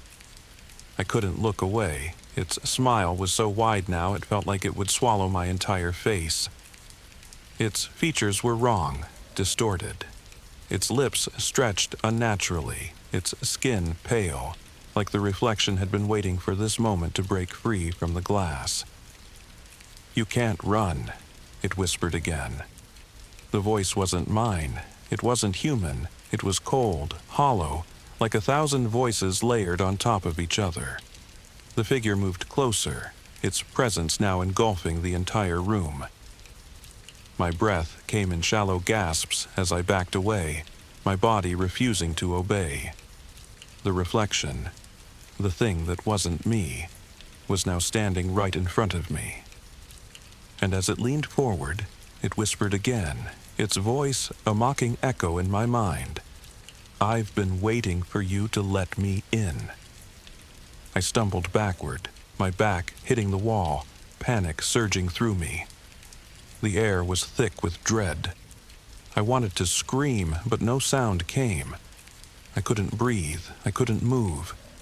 The figure in front of me didn't blink, didn't flinch. It just stared at me with its hollow eyes, as though it had always known this moment would come. And then it reached out. Not toward me, but toward the space where I had been standing, the real me. The reflection's fingers slid through the air, and for a brief moment, it felt as though the very room was folding in on itself, stretching into something else. "Now it's your turn," it whispered, the words dripping with something dark and final. I tried to scream, I tried to run, but the world around me began to blur, twisting and shifting like a dream. The walls, the room, the very floor beneath my feet, they were no longer real. They had become part of the nightmare, part of the place where reflections didn't just mimic, but controlled. The figure's hand touched my chest, and a cold, suffocating darkness began to spread through my body, taking over. My vision blurred, the air thickened, and the last thing I felt was the weight of my own reflection pulling me in, swallowing me whole. When the darkness lifted, I found myself standing in front of the mirror, and there it was, the reflection. But this time, it wasn't just a reflection, it was me, and it was grinning, and I wasn't in control anymore. 6. It was supposed to be a normal evening. I had just moved into a new apartment and I was still unpacking boxes, trying to make the place feel like home. The apartment was nice, spacious, with big windows that let in plenty of light. The kind of place that felt perfect for someone like me. Someone who liked to be alone. I hadn't gotten to the part of unpacking where I set up the TV or arranged the furniture exactly how I wanted it. For now, I was just focused on getting the essentials done, trying to make this place feel comfortable. But that night, something happened. Something that changed everything. I was sitting on the floor in the living room, folding clothes, when I heard it. The sound of the landline ringing. Now, I don't know about you, but I hadn't used a landline in years. My cell phone was always within arm's reach, and I'd never even thought to plug in the phone that came with the apartment. It was one of those old, bulky phones with the cord that always tangled itself. But the phone was ringing. its shrill tone cutting through the silence of the apartment. I stared at it, confused. I hadn't even touched the phone, and it was already ringing. I hesitated for a moment before standing up and walking over to the phone. My hand hovered over the receiver, uncertainty crawling up my spine. It was one of those strange moments where you know something's off, but can't quite place what's wrong. Maybe I was just tired, or maybe the move was messing with my head. Finally, I picked it up. Hello? There was a brief silence on the other end, and then, to my surprise, a voice answered. Hi, how are you doing? I froze, staring at the receiver. The voice sounded familiar, too familiar. It wasn't someone I knew, but it was the tone of voice that caught me off guard. It was warm, comforting, as if the person on the other end of the line knew me, like they'd been talking to me every day for years. I swallowed hard, my mind racing. I hadn't given my number to anyone in the building yet. I barely even knew anyone in the area. Who is this? I asked, my voice coming out more uncertain than I intended. There was a long pause. The silence stretched out for far too long, and my grip on the phone tightened. I was about to hang up when the voice returned, but this time, it was different. I know you're tired. You just want to relax, don't you? My stomach dropped. How did this person know that? I had barely even thought it myself. Just a fleeting thought about wanting to settle in and relax after the long day. What do you want? I asked, my voice shaking now. And that's when the voice answered, in a tone so calm, so chilling. I felt it deep in my bones. I just wanted to check on you, make sure you're settling in okay. The words hung in the air, and something about them felt wrong. I was starting to feel watched, as if this person, whoever they were, knew exactly what I was doing, what I was thinking. It wasn't possible. My heart was pounding now, my breath coming in shallow gasps. I took a step back from the phone, glancing around the room. The apartment was still, silent. Nothing seemed out of place, but I couldn't shake the feeling that something was terribly wrong. I don't know you, I said, trying to steady my voice, though it cracked slightly. I know. The voice responded quickly, as if it had anticipated my response. But we'll know each other soon enough. I felt a chill run down my spine, a cold shiver sweeping over me. The words weren't comforting. They were ominous. But before I could say anything else, the voice spoke again. You're looking for the answer, aren't you? I stopped. My mouth went dry. It was as if they were inside my mind, reading my thoughts. I hadn't even realized it, but I had been wondering, ever since I moved into this apartment, why it felt so familiar. As if something about it was calling to me, something in my past that I couldn't quite recall. What do you mean? I whispered into the phone, almost afraid to hear the answer. The voice didn't answer immediately. Instead, there was a long pause, a quiet hum on the line as if the person on the other end was thinking. And then, finally, the voice came again, softer this time. You'll remember soon enough. I didn't know what to say. I opened my mouth, but the words wouldn't come. The room suddenly felt smaller, colder. I was being pulled into a place I didn't understand, and no matter how hard I tried, I couldn't escape. Then, just as suddenly as the conversation had started, the phone went dead. The line went silent. I stood there, staring at the phone in my hand, trying to comprehend what had just happened. The silence in the room felt deafening now. Every creak of the building, every whisper of wind outside felt too loud. My hands shook, and I couldn't bring myself to hang up the phone, even though it was no longer ringing. I glanced toward the hallway, wondering if anyone had heard the strange conversation, but there was no one there. no one else to explain what had just happened. I felt alone, isolated, and yet connected to something. Something I couldn't explain. But then, just as I turned to set the phone down, I heard it. A soft whisper, like a voice in the back of my mind. "You're not alone." I stood there, frozen, my fingers still gripping the phone tightly. The whisper in my mind echoed, "You're not alone." It wasn't just a voice in my head. It felt like a command, like it was coming from somewhere far beyond me, something far older and more powerful. I slowly set the phone down, but the sensation of being watched didn't fade. The apartment felt suffocating now, the air thicker, heavier. My breath came out in shallow gasps, and every creak of the floorboards, every distant sound from outside seemed amplified. I couldn't shake the feeling that I wasn't alone anymore. I glanced toward the hallway again. The silence was so deep it felt unnatural. I stepped away from the phone and made my way cautiously toward the window, wanting to see if anything had changed, if anything was out there. But when I pulled the curtain aside, the night outside looked just as it should. Quiet, still, no one around. But then I saw something in the corner of my eye, just at the edge of the window, moving in the shadows. It was a figure. At first, it was just a silhouette, too far away for me to make out any details, but I could feel it. It wasn't supposed to be there, I thought.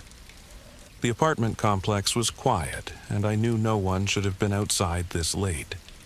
It was the kind of place where people kept to themselves. I squinted, trying to see clearer. The figure was standing still in the shadowed alley across the street. It was motionless, almost unnaturally so, but then it moved, and it was quick, too quick. In the blink of an eye, it seemed to shift, its body swaying unnaturally, like it was caught between this world and another. My heart skipped a beat, and then the whisper returned. A voice not in my head, but from the depths of the darkness outside. Distant but chilling. "I've been waiting for you." I recoiled from the window, my pulse quickening. The figure outside hadn't moved, at least not in the way I had thought. It was standing still again, facing me now. And the feeling in my gut, that cold, sinking feeling, told me it knew I had seen it. I stepped back from the window, closing the curtain quickly. My breath was ragged, my mind racing. What was going on? First, the phone call, and now that. Something was wrong. Suddenly, the apartment felt too small, too tight, like the walls were closing in on me. I couldn't stop shaking. I grabbed my phone, trying to call someone, anyone, but there was no answer, not even a dial tone. The screen flashed with an eerie static, and the battery icon flickered like it was about to die. My hands shook, and I couldn't bring myself to hang up the phone, even though it was no longer ringing.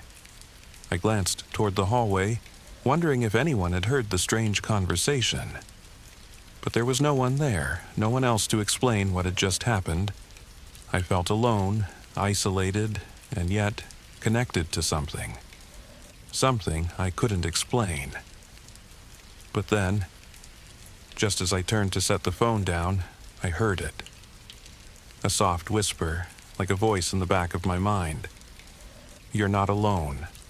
I stood there, frozen, my fingers still gripping the phone tightly.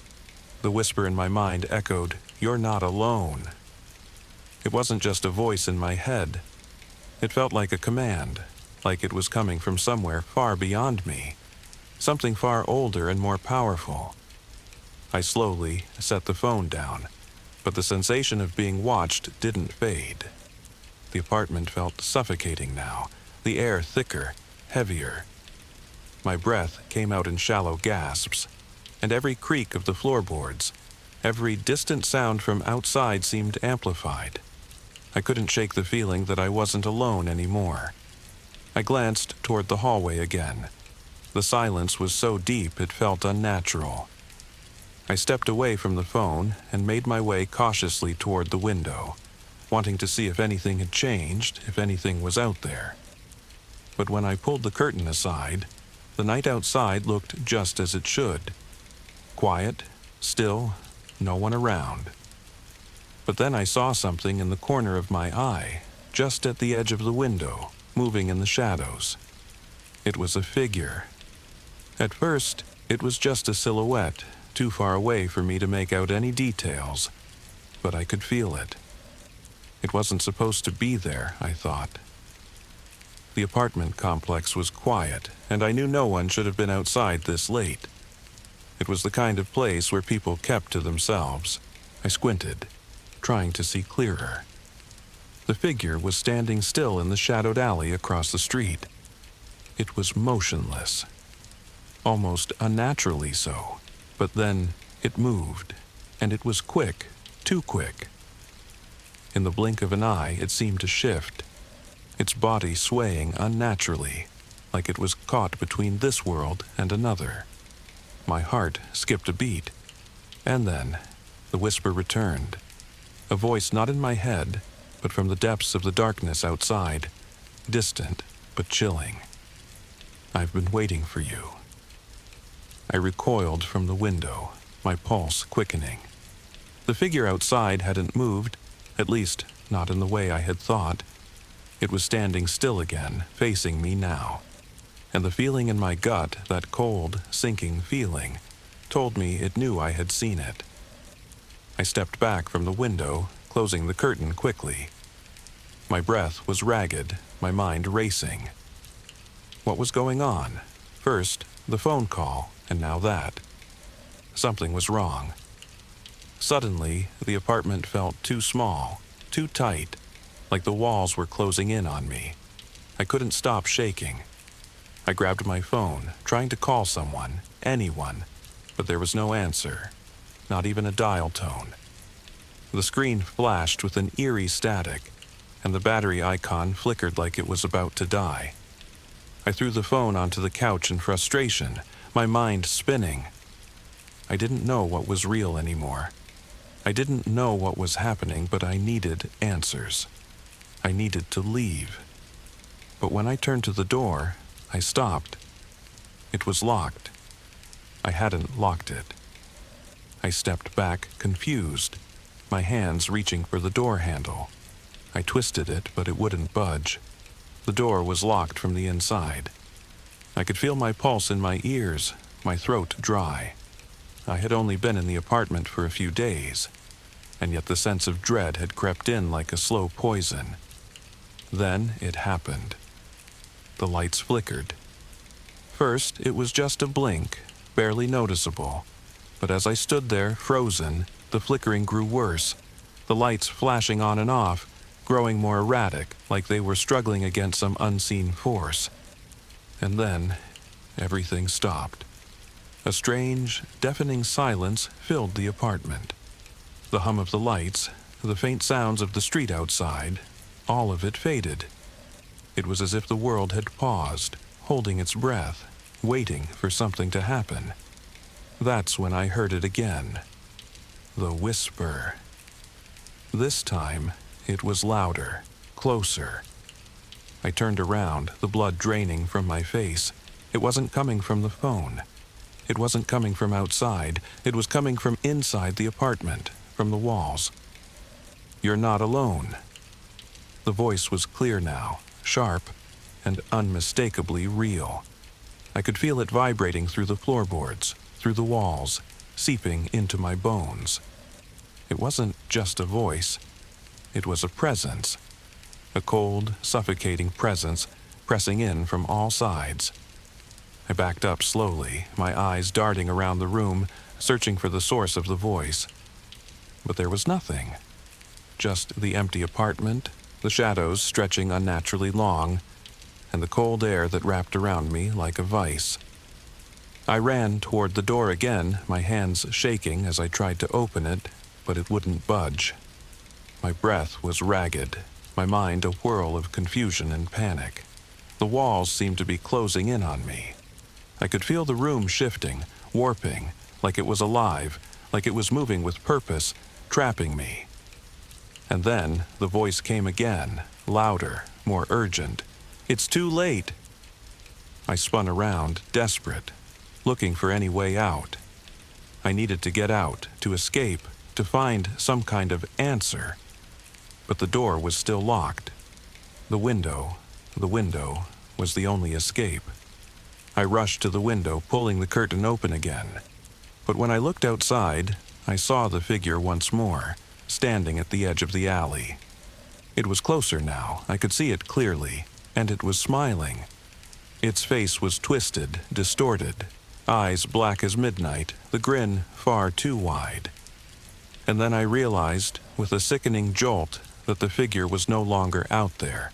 It was right behind me. I turned sharply, but no one was there. The room was empty, except for the whispering walls, and the growing presence behind me getting closer with every second.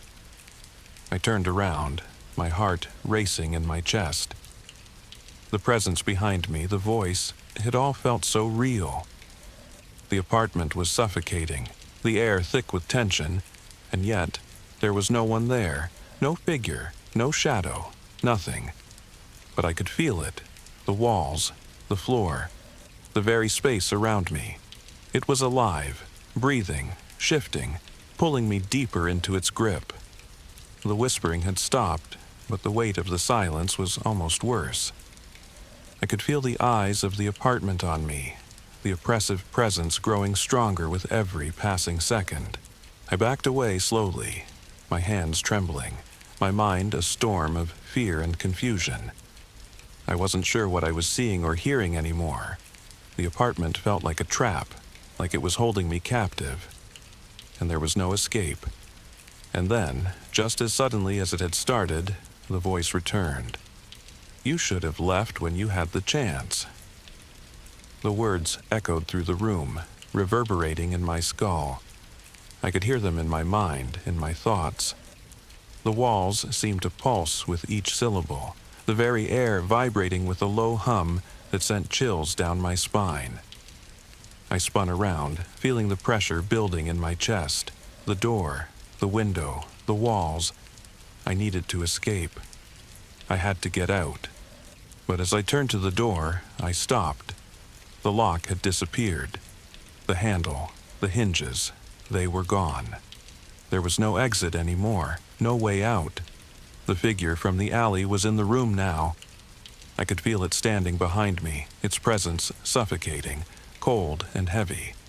I wanted to scream, but the words got stuck in my throat. I was trapped. The walls were closing in, the air growing colder with each breath. I turned slowly, my eyes darting around the room, searching for anything, any escape, any hope. But all I saw was darkness. The figure stood in the corner just out of reach, watching me. It didn't move, it didn't need to. I could feel it now. Its eyes were on me, inside me. It was controlling my every thought, my every move. It had taken over the room, the apartment, everything. And then I realized the truth, the voice, the figure, the apartment itself. It was all connected. "You're mine now." The whisper echoed one final time, a chilling promise. I collapsed to my knees, my body trembling, my mind spinning. There was no escape, no running away. I had been chosen. The apartment had pulled me in, trapped me here, and now there was no way out. I looked toward the mirror, my reflection staring back at me. But this time, it wasn't just a reflection, it was something more. The figure that had been lurking behind me now stood in the mirror, its hollow eyes fixed on mine, its grin stretching wider and wider, until it felt like it was swallowing me whole. "You will never leave." And as the darkness closed in around me, I understood. I wasn't just trapped in this apartment. I was trapped in its world, in the place where the whispers lived, in the place where nothing ever left. And I was never going to escape. 7. It was meant to be a quick getaway. a weekend retreat to clear my mind and escape the stresses of work. The kind of place you find by searching through last-minute deals and hoping for a quiet, relaxing time. A charming, old hotel on the edge of a sleepy town, nestled between rolling hills. It looked like the perfect place to unwind. I checked in late Friday evening. The receptionist, an older woman with silver hair and a gentle smile, handed me my room key. She didn't speak much, but I didn't mind. I was too tired from the drive and eager to settle in. As she handed me the key, I glanced at the old-fashioned hotel map on the counter. I noted the floor plan, but something caught my eye. Room 217. It wasn't marked on the map. I thought it was just a mistake, a typo, but when I asked about it, the receptionist simply smiled and said, "It's just an extra room. No need to worry about it. Your room is on the 3rd floor." I nodded and thanked her, but the mention of room 217 stuck in my mind. The curiosity gnawed at me as I made my way up the creaky stairs to the 3rd floor. The hallway was quiet, dimly lit by flickering lamps that cast long shadows along the walls. The air smelled faintly of old wood and something musty, like the hotel had been there for far longer than I had expected. I turned the key in the door to my room, which opened with a soft click. The room itself was nothing special. Dated, a bit worn around the edges, but comfortable enough. I tossed my suitcase on the bed and went to the window to take in the view of the distant hills. The silence outside was peaceful, and for a moment I felt a weight lift from my shoulders. I was about to settle in when I heard it. A soft, distinct knock at the door. I opened it cautiously, expecting to see a bellboy, or perhaps the receptionist with a forgotten item, but there was no one there. Just the dimly lit hallway stretching down toward the stairs. I stepped into the hall, scanning the area. Nothing. No one. I checked the floor map again, mentally ticking off the rooms. But when I looked back toward the stairs, I noticed something strange. Room 217. It was right there, at the end of the hall. A darkened door. It shouldn't have been there. According to the map, it wasn't supposed to exist on this floor. And yet, there it was. It was as though the hallway had expanded just for that door, as if it had been created out of thin air. A chill ran through me. I couldn't explain why, but something about that door, that room, unsettled me. The knock had come from there, not from my door. I could feel my pulse quicken as my curiosity pushed me toward the door. I stood before it, hesitant. My hand reached for the handle, but I paused. I wasn't supposed to be here. I didn't belong in this part of the hotel. I shook my head, telling myself to just leave it alone, to return to my room. But something, compelled me to turn the handle. The door creaked open slowly. Inside was darkness, a thick, inky blackness that seemed to swallow the light from the hallway. The room was still. The air inside felt colder than the rest of the hotel, and I could feel a strange pressure against my chest, as if something was watching me from the shadows. The air smelled different in here, stale, almost suffocating. I stepped inside, unable to resist the pull, and my foot hit something soft on the floor. I glanced down. A small rug, an old faded rug, lay in the center of the room. As I stepped further, the light from the hallway illuminated more of the space. There were old paintings on the walls, each one of an unfamiliar scene. A dark forest, a mist-covered lake, a mountain range. They were all strange and unsettling, as if they were not meant to be in the hotel at all. They didn't match the decor. They didn't match anything. And then I heard it again. A faint whisper, barely audible, coming from somewhere in the room. It seemed to come from the walls themselves, like they were speaking to me, urging me to stay, urging me to listen. "Welcome. the whispering voice said, just a breath above a whisper. I froze, my blood running cold. I knew I had to leave. I had to get out of this room, out of this hotel. But as I turned toward the door, I saw something in the corner of my eye, a figure. At first, it was just a silhouette, but as I turned toward it, it became clearer. A shape, a person, standing by the window. I couldn't make out their face. They were dressed in a long coat, the edges worn, the fabric old and frayed. And then, without warning, the figure moved. It wasn't like a normal person walking. It was as if the figure floated across the room, its movement unnatural. It stopped directly in front of me, its face still hidden in shadow. The whispering grew louder, surrounding me like a living thing. "You shouldn't have come here," the voice said, louder now. It wasn't coming from the figure, but from the walls, from the very air. I tried to run, but the door slammed shut, locking itself with a violent bang. The room felt smaller. The shadows seemed to grow, closing in on me. The air grew thick with the feeling that I was no longer alone, that I was trapped. I turned in a panic, searching for another way out. But all I saw were the paintings, each one more twisted than the last. I reached for the window, trying to pry it open, but it wouldn't budge. The whispers around me grew louder, and the figure in front of me stepped closer, its presence suffocating. "You're part of this now," it whispered. My heart pounded as I realized the truth. The room didn't exist on the hotel floor plan for a reason, and now I was part of it. The whispers grew louder, as though they were inside my head now, their words curling around my thoughts like a thick fog. My pulse quickened as I backed away from the figure that stood eerily still in front of me.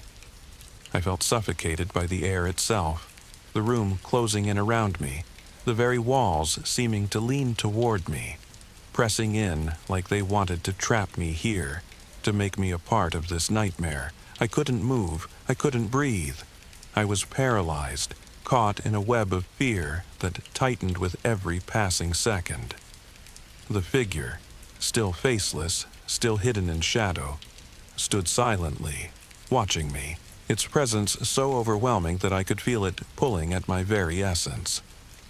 I reached for the door handle, but the door remained locked, immovable, as if it had been sealed by something far stronger than simple wood and metal. "You're not supposed to be here," the voice whispered again. This time, softer, more insistent. It wasn't coming from the figure anymore. It was coming from the walls, the ceiling, from the very floor beneath my feet. "You've opened the door, and now you belong here." I backed away from the door, panic rising in my chest. There had to be a way out. I had to get out. But as I turned to the window, I realized with a sinking heart that the view had changed. The hotel outside, the street I had seen before, was gone. The window now looked out over a vast, empty field, shrouded in mist. It was the kind of place you'd expect to see in a dream, a landscape out of time, a place that wasn't real, a place that didn't exist in the world I knew. I turned back to the room, my mind reeling. This couldn't be happening. It had to be a trick, some sort of weird dream. But no matter how many times I blinked, I couldn't shake the feeling that this place, the room, the hotel, the figure in front of me, wasn't just a part of the world anymore. I was no longer in the hotel. I was in something else, something darker. The figure in front of me shifted, not moved, shifted, as if it was no longer a part of this world, but something between worlds.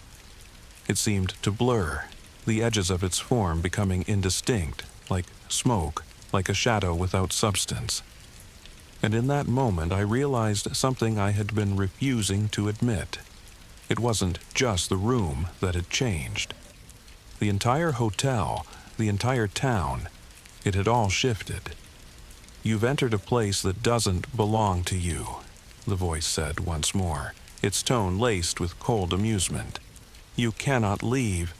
I felt my legs give out beneath me, my knees buckling as the realization hit me like a tidal wave. I was trapped. There was no exit, no escape.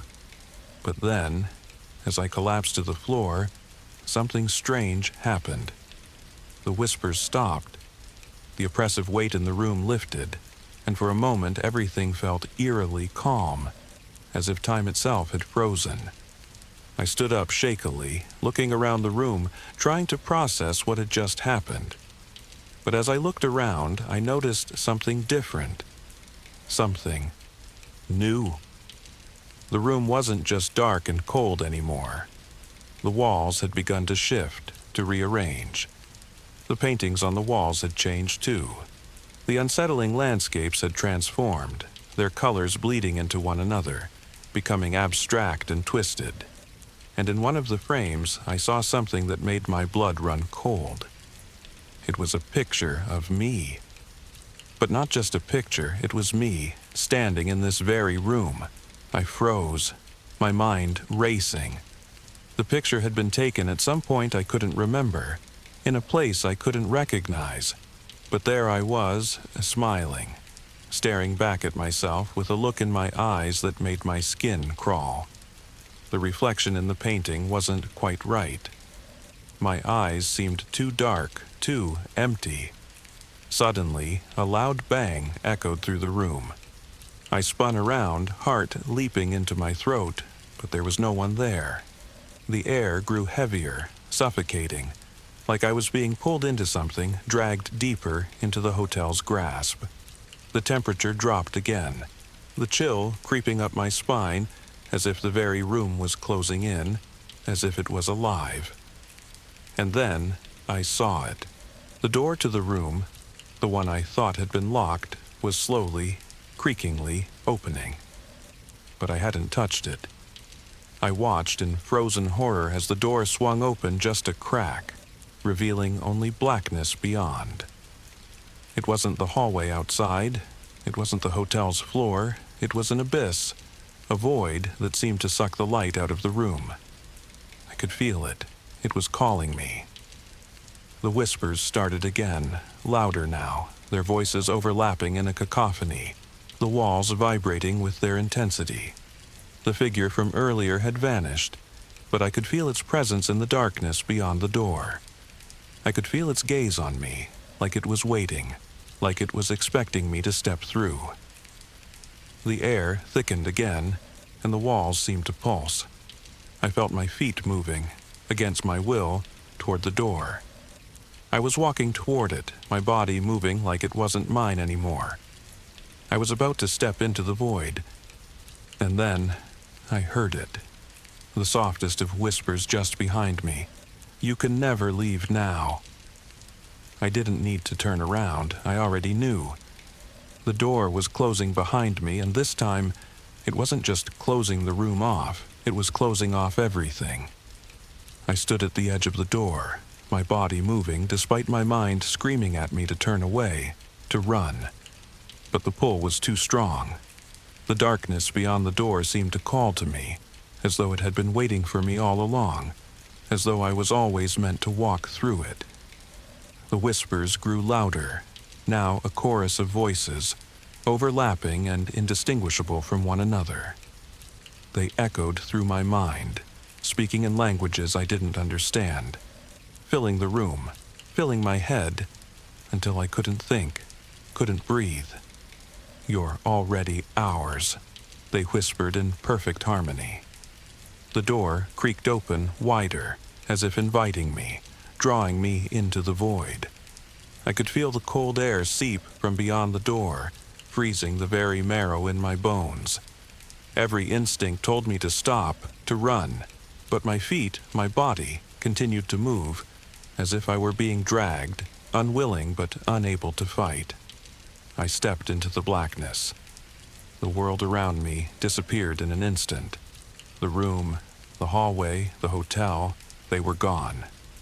It was as though I had been swallowed by the darkness itself, consumed by the very thing I had been trying to escape. The walls, the hotel, the entire world. They were gone. The air was thick, heavy, suffocating. The only sound was the whispers, louder now, rising and falling in a rhythm that seemed to pulse with the very fabric of this place. My vision was blurred, but I could see the shape of something in the distance, something moving, something waiting for me. I couldn't move, I couldn't speak. I was no longer sure I even had a body. I was just aware of this dark space. I could feel its weight pressing down on me, suffocating me, and yet I couldn't escape. The pull was stronger than ever, dragging me deeper. The figure appeared again. This time, it wasn't just a silhouette. It was fully formed, standing in the distance, its features still shrouded in shadow, but unmistakably there. The smile, the same smile, was stretched wide across its face. The eyes, once empty, were now glowing, reflecting the darkness that surrounded us. It stepped toward me, its movement smooth and unnatural, like it was gliding through the air rather than walking. I couldn't see its hands, but I could feel them reaching out toward me, toward my very soul.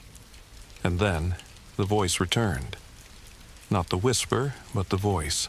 The cold, mocking voice that had echoed through the hotel. "Welcome home," it said, its words dripping with satisfaction. I wanted to scream, to fight back, to run, but I was paralyzed. The darkness around me was alive, breathing, pulling me in. The figure stepped closer, its eyes locked onto mine, its smile widening with every step. "You've been chosen," it whispered. "You belong here now. You are part of us." And then everything went still.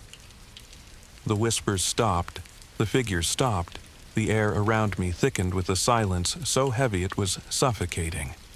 I couldn't feel my body anymore. I couldn't feel anything. It was as if I had become part of the darkness, a part of the room, a part of the hotel that never existed. I was no longer in the hotel. I was no longer anywhere. I was part of it now. Part of the space that didn't belong. Part of the room that never existed. And the hotel? It was mine now, too. 8. It was a Tuesday evening when I first noticed her. I had just moved into the apartment, a small, second-floor unit in a quiet building on the edge of town. The kind of place that feels isolated, tucked away from everything. I was glad for it. After a rough few months, I needed peace, and this place seemed perfect for that. The rent was cheap, the view was okay, and the neighbors were quiet. It was just what I needed. The first few days were uneventful, just the usual settling-in routine. But on the fourth night, something felt different. I was sitting by the window reading, when I glanced up and saw her standing across the street, in front of the neighboring building. At first, I thought I was imagining it. The light from the street lamp made it hard to see clearly, but there she was, a girl, standing perfectly still, just staring at my window. I told myself it was nothing. Maybe she was waiting for someone or just lost in thought. But something about her, the stillness of it, made me uneasy. She was wearing a plain white dress, and her dark hair hung loosely around her shoulders. It wasn't the way she looked that bothered me. It was the fact that she didn't move. I went back to my book, trying to ignore the feeling gnawing at the back of my mind. But I couldn't shake the thought of her. Why hadn't she moved? Why was she just standing there? When I finally worked up the nerve to glance back out the window, she was gone. Just like that, disappeared. The next night, around the same time, I saw her again. This time, I watched her for longer. She was standing in the same spot, facing my window. She didn't move, didn't blink, just stared. It was as though she was waiting for something, or someone. I was about to call the building's management to ask if anyone else had noticed her, but something stopped me. Maybe it was because I didn't want to seem paranoid. It's just a coincidence, I told myself. Just a girl standing outside. But it didn't feel like a coincidence. The third night she was back, and the fourth, and the fifth. Every night at the same time, she would appear outside my window. Sometimes she was just standing there, staring. Other times, she would turn her head, slowly, and look at the apartment building. She never seemed to notice me watching her. I was becoming obsessed with her. I found myself looking for her every night, counting the minutes until she appeared. It became a routine, one I couldn't explain. A strange pull that kept me looking out the window, watching her, waiting for something to happen. By the seventh night, I couldn't take it anymore. Something had to be wrong. Who was this girl? Why was she always standing there? I decided I would confront her. I didn't know what I was going to say, but I had to know. I had to understand. I waited by the window, my eyes glued to the spot where she always stood. The minutes dragged on and my pulse quickened. I couldn't focus, I couldn't think, I just waited. And then, at exactly the same time as every other night, she appeared. I couldn't breathe. There she was, standing in the same spot. But this time, something was different. Her posture was unnaturally rigid, as though she were waiting for me to notice. Her head tilted slightly, just enough to make her look aware of me, aware that I was watching her. I stood up, my heart pounding. I needed to know. I opened the window, just enough to speak to her. "Hey," I called out, my voice trembling. "What are you doing out there?" She didn't move. For a moment, I thought she hadn't heard me. But then slowly, she turned her head toward me. And for the first time, she smiled. It was an unsettling, hollow smile. Her eyes didn't smile. They were empty, distant, as if something far darker was hidden behind them. "I'm waiting for you," she said, her voice soft like the wind. But the words didn't feel like a greeting. They felt like a warning. I froze. My body went cold, and a wave of dread washed over me. Waiting for me? Before I could respond, she turned away. Her smile disappeared, and she stepped back into the shadows, vanishing from sight. I stood there, staring at the empty street, unable to move. The chill that had gripped me hadn't gone. It stayed with me, wrapping around me like a cloak. I couldn't get her words out of my mind. "I'm waiting for you." Waiting for me? Waiting for what? And then it hit me. The dread, the panic, the sinking feeling. It wasn't just her presence that had been unsettling. It was the fact that she had been appearing every night at the same time. Like she was expecting me to notice her. But that wasn't the worst part. The worst part was realizing that she wasn't just standing outside my window anymore. She was in my window. And when I looked back up, I saw her reflection. I froze. My heart stopped in my chest. The reflection in the window was not my own. It was her, the girl, standing in the window, staring back at me with those hollow eyes. But it wasn't just a reflection. I could see her, standing there, behind the glass, as if she had somehow entered my apartment, as if she was now right beside me. I backed away from the window, panic setting in, my breath coming in shallow, uneven gasps. I couldn't look away. I had to look away, but my body refused to obey. My feet felt like they were glued to the floor. I was paralyzed by the sight of her, waiting for me. And then I heard it. A soft sound like a breath against the glass. The hairs on the back of my neck stood up, and my skin prickled with cold fear. The reflection in the window moved. Her head tilted just slightly, as though she was studying me, watching me carefully, waiting for me to do something. "Come closer," her voice whispered. But it wasn't from outside. It was in my head, soft and inviting, yet laced with something darker. Come closer, and you'll understand. I couldn't take it anymore. I snapped my gaze away from the window, turning my back to it, hoping that if I couldn't see her, I could forget her. I rushed to the door, desperate to leave, but when I reached for the handle, I felt the temperature in the room drop, the air becoming thick, suffocating. I tried again. The door was locked. It wouldn't open. "You're not going anywhere," came the voice, echoing in my mind. I stumbled backward, unable to breathe. "You have nowhere to go?" The walls of the apartment seemed to close in on me. The air was thick with her presence. I turned in every direction, looking for an escape, but the room was shrinking. The room I had once felt so comfortable in was now a cage.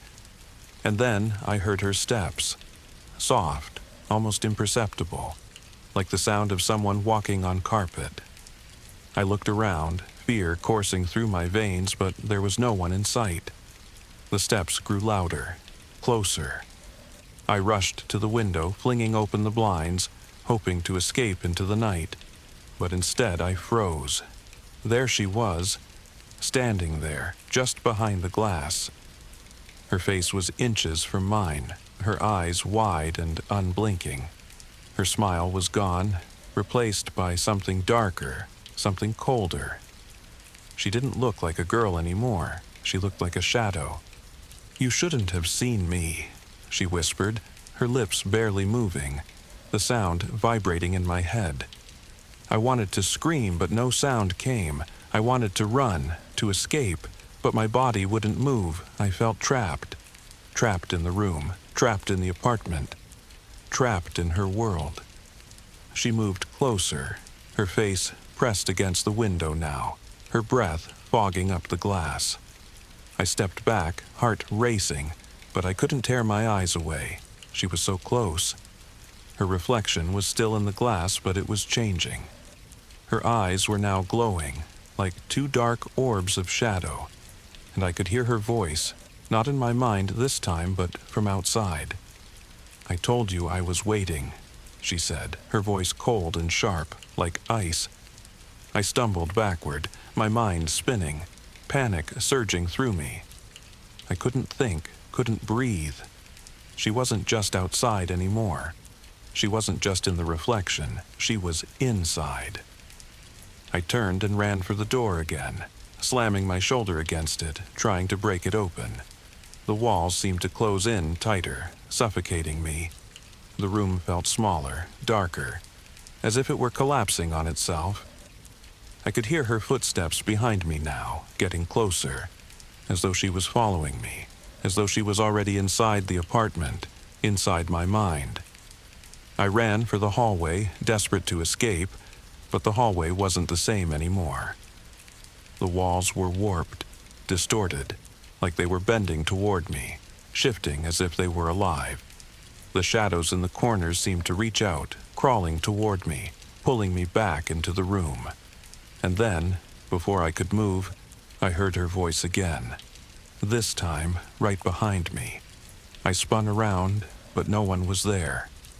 "You're not leaving," she said, her voice low and dangerous.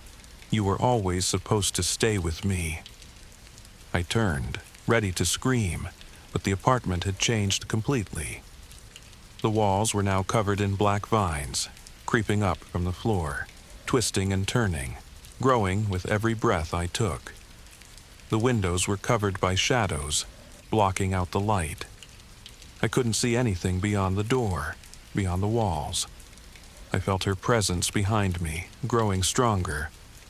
I could feel her hands, cold, dark, on my shoulders, pulling me into the darkness. The floor beneath me seemed to drop away, and I was falling into the endless abyss.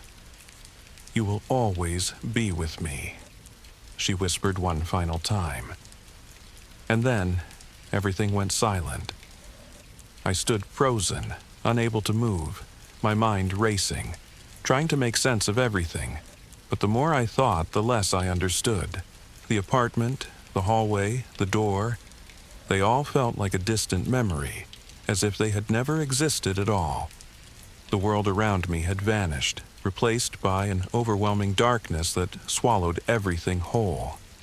I could feel the weight of her presence behind me, like a shadow pressing into my skin, a suffocating force I couldn't escape.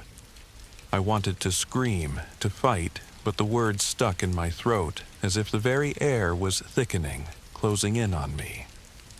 The darkness was alive now, wrapping around me like a blanket, its cold fingers slipping through my clothes, through my skin. And then I felt it, her breath, warm, unnatural, and close. "You belong here," she whispered, her voice too close, too familiar. "You've always belonged here." I couldn't move. I couldn't even think. I was trapped in her world, in this twisted reality where time didn't make sense, where the apartment had never been what it seemed. The girl, the shadows, the whispers, they had all led me to this moment.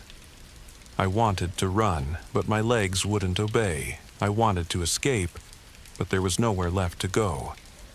Every direction I turned, there was nothing but the suffocating blackness, the cold touch of her hands, the hollow emptiness of the room. "Stay with me," she said, her voice as smooth as velvet, but there was no comfort in it. "You'll never leave. Not now. Not ever." The room felt like it was folding in on itself, bending and twisting in ways that didn't make sense. The walls pressed in, the air thickened. The darkness reached into my soul, pulling me deeper into its grasp. And then, everything went still. The whispers stopped. The air cleared, the shadows receded, and I was alone. But I wasn't. The girl was still there, not in the room, not in the apartment, but in my mind. 9. It was just a simple mistake at first. I had received the message late at night, just as I was winding down from a long day. I was half asleep, scrolling through my phone, when I saw the notification. A message from an unknown number. I almost ignored it, thinking it was just another spam message, but something made me open it. Maybe it was the late hour, the odd sense that something wasn't quite right. Maybe it was the feeling that for once I should just look.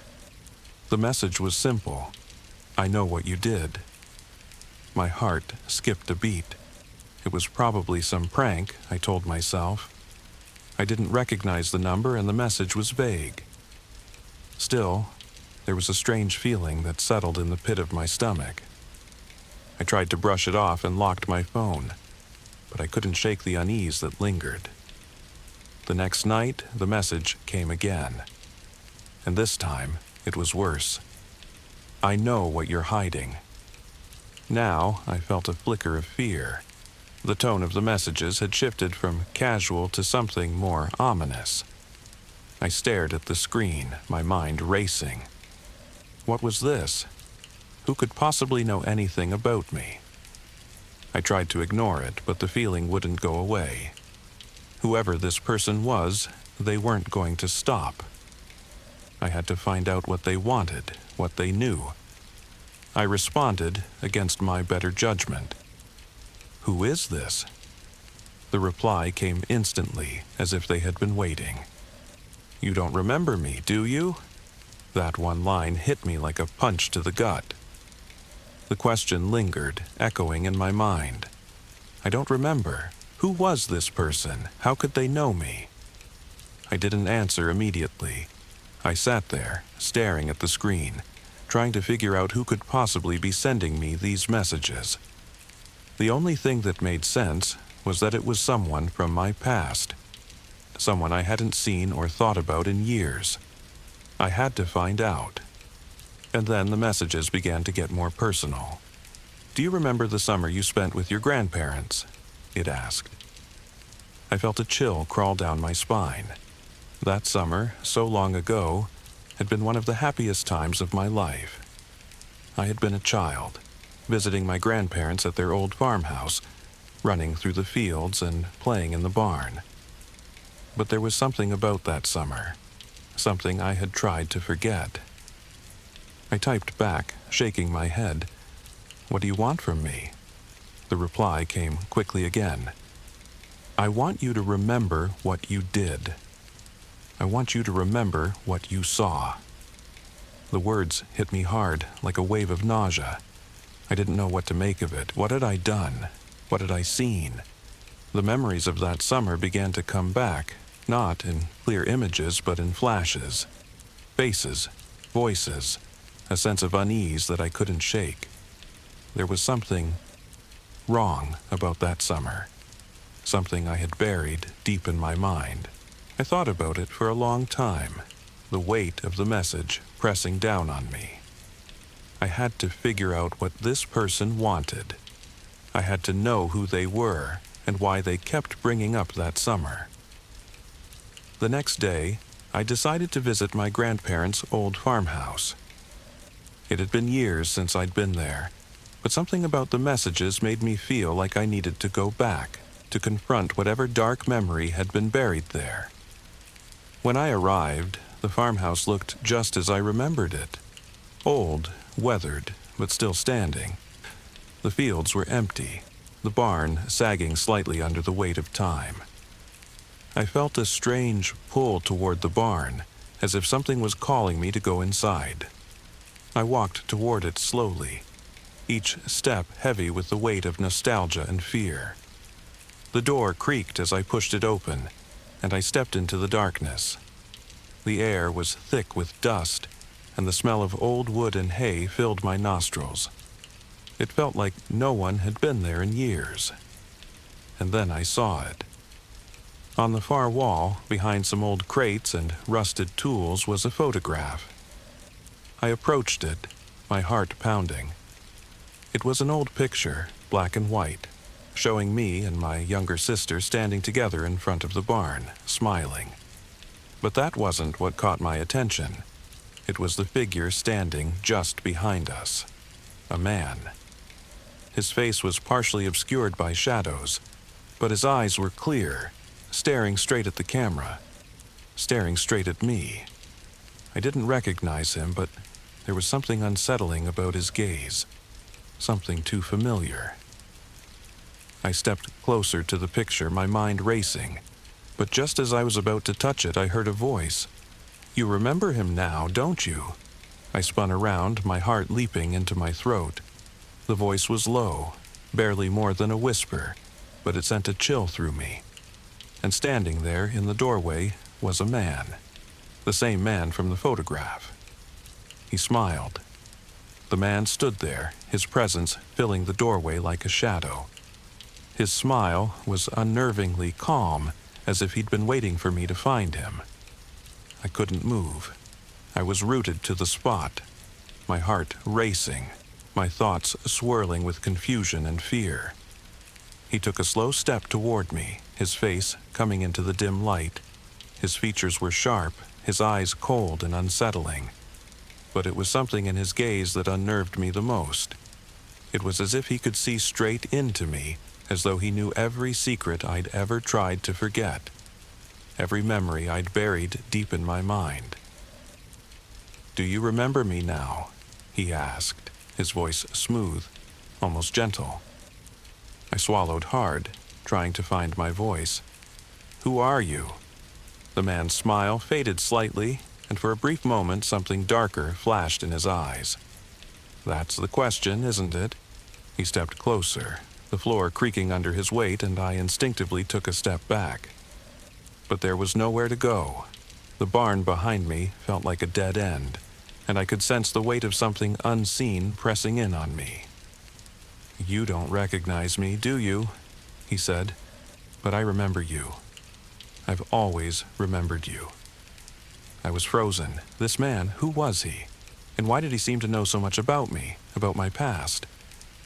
I don't know you," I said, my voice shaking now. "I don't understand."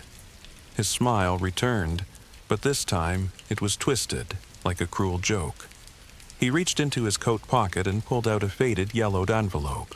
It looked old, too old. My heart skipped a beat as he held it out to me. "Do you recognize this?" he asked.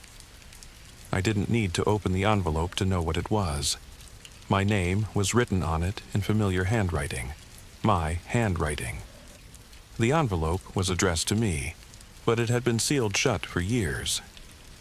I hadn't seen this envelope since that summer, since the day I left the farmhouse. The day I swore I'd never return. My hand trembled as I reached for it, slowly tearing open the seal. I pulled out a photograph, the same photograph I had seen earlier in the barn, me and my sister, standing in front of the barn. But this time there was something different. In the corner of the photograph was a man, the same man standing before me, but his face was clearer now, and he was holding something in his hand. I couldn't breathe. The photograph was just as it had been, but now I saw the hidden truth. The man wasn't just standing behind us. He was standing in the moment when the picture was taken. It was as if he was connected to us. "How do you have this?" I whispered, my mind racing, trying to understand. The man leaned closer, his voice low and filled with a sickening calm. "Do you remember what you saw that summer? What you heard?" I shook my head, feeling the room spin around me. My mind was racing back to that summer. The long days spent running around the farmhouse, the nights spent by the fire, the strange occurrences that I had tried to block out. But there was one thing I couldn't forget. The man, the one who had always been watching. "You were always meant to remember," he said. "You were meant to find me." The words sent a chill through me. He wasn't just some stranger. He was part of my past, a part I had buried, a part I had tried to forget. I had been running from him, from what happened that summer, but now, standing in front of me, he was pulling me back into a nightmare I didn't want to face. "What do you want from me?" I demanded, my voice shaking. The man's smile widened, and he stepped closer, his eyes dark and knowing. "I want you to understand. I want you to see it." The truth, I felt a surge of panic. I needed to get out of here. I needed to run, but my body wouldn't obey. The room was closing in on me, the walls pressing in as if the barn itself was alive, trapping me. "The truth about what?" I asked, barely able to speak. "What happened that summer?" He took another step forward, his face inches from mine. His breath was cold, and I could feel the weight of his presence on me. "You remember the sound, don't you? The knocking." My heart stopped. The knocking. It was a sound I had heard every night that summer, the rhythmic tapping on the walls, coming from somewhere deep within the farmhouse. At first, I thought it was the house settling, the wind moving through the old wood. But then, it started getting louder, more insistent.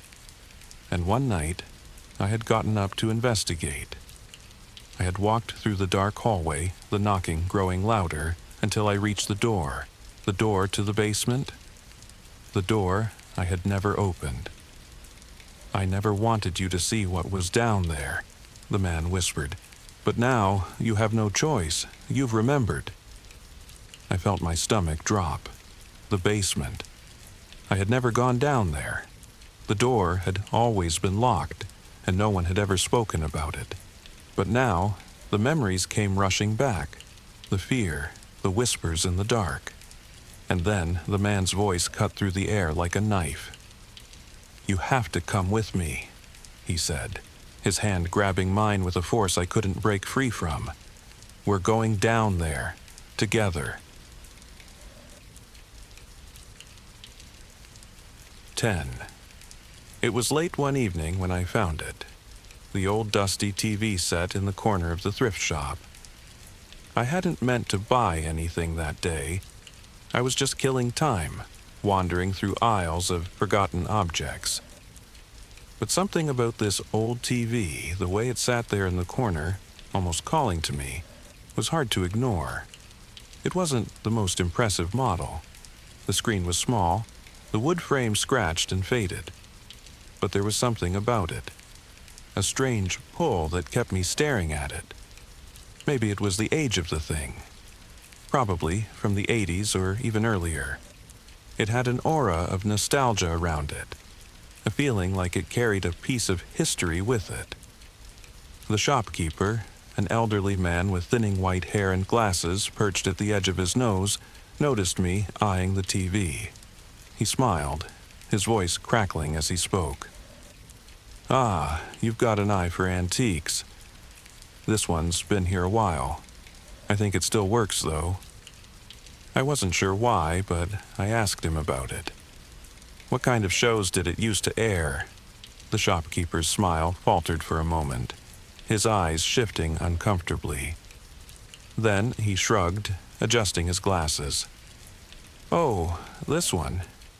I used to show all sorts of things, but mostly strange things. Things that didn't make much sense. It's a bit of a relic, if you ask me." I was intrigued. "What do you mean by that?" The shopkeeper leaned in slightly, lowering his voice.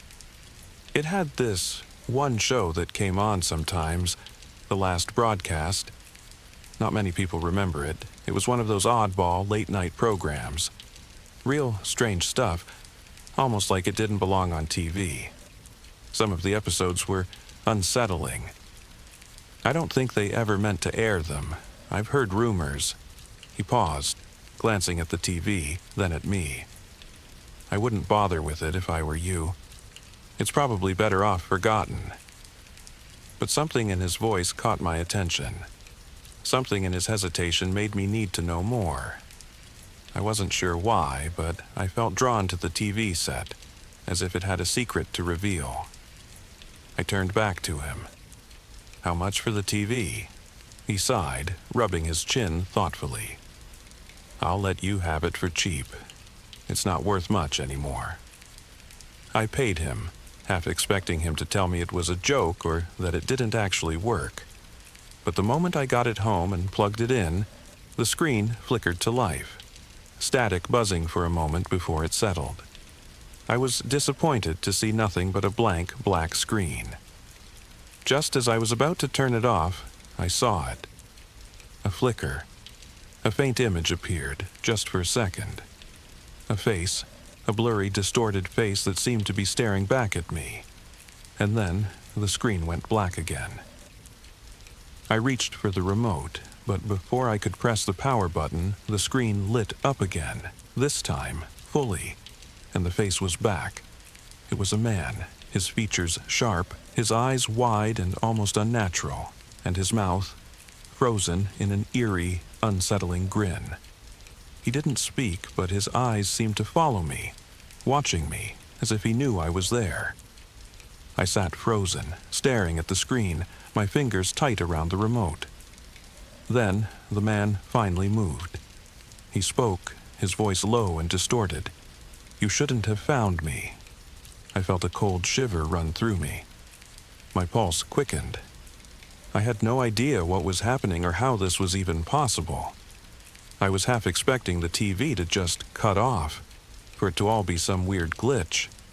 But instead, the broadcast continued. "This is the last time you'll see me. You've opened the door now." The screen flickered, and suddenly the static returned, loud and grating, drowning out the voice. I tried turning the TV off again, but nothing worked. The remote wouldn't respond, and the power button on the set didn't work either. The static grew louder, more distorted, and I felt the room get colder, as though the temperature was dropping with every second. And then, through the deafening noise, a new image started to form. Something more than just a face this time. It was a scene. A dark, foggy street, empty, but for a single figure standing at the far end. The figure was cloaked in shadows, and even though I couldn't see its face, it felt as if it was staring directly at me. The man's voice returned, rasping, as though he was speaking from the very depths of the TV. "It's not too late to turn back. Once the broadcast is finished, you'll be part of it, forever." Before I could react, the screen flashed with another image. this time of a house, one I didn't recognize, but somehow I felt as though I had seen it before. The image flickered in and out of focus, but as it cleared, I could make out the details. It was an old, run-down house, abandoned. There was no sign of life. And then I saw it, a figure standing in the doorway of the house, a woman. Her face was hidden, but she raised her hand, pointing directly at the camera, or rather, directly at me. "Come to me," she whispered, her voice faint but clear. "Come and see what you've brought into your world." I was on the edge of panic now. I wanted to turn the TV off, to run away from it, but I couldn't. The pull of the images, the voice, it was too strong. I felt my limbs grow heavy, like I was trapped, like the room itself was closing in around me. The image of the house flickered again, the static growing louder until it was deafening. And then the screen went black, completely silent.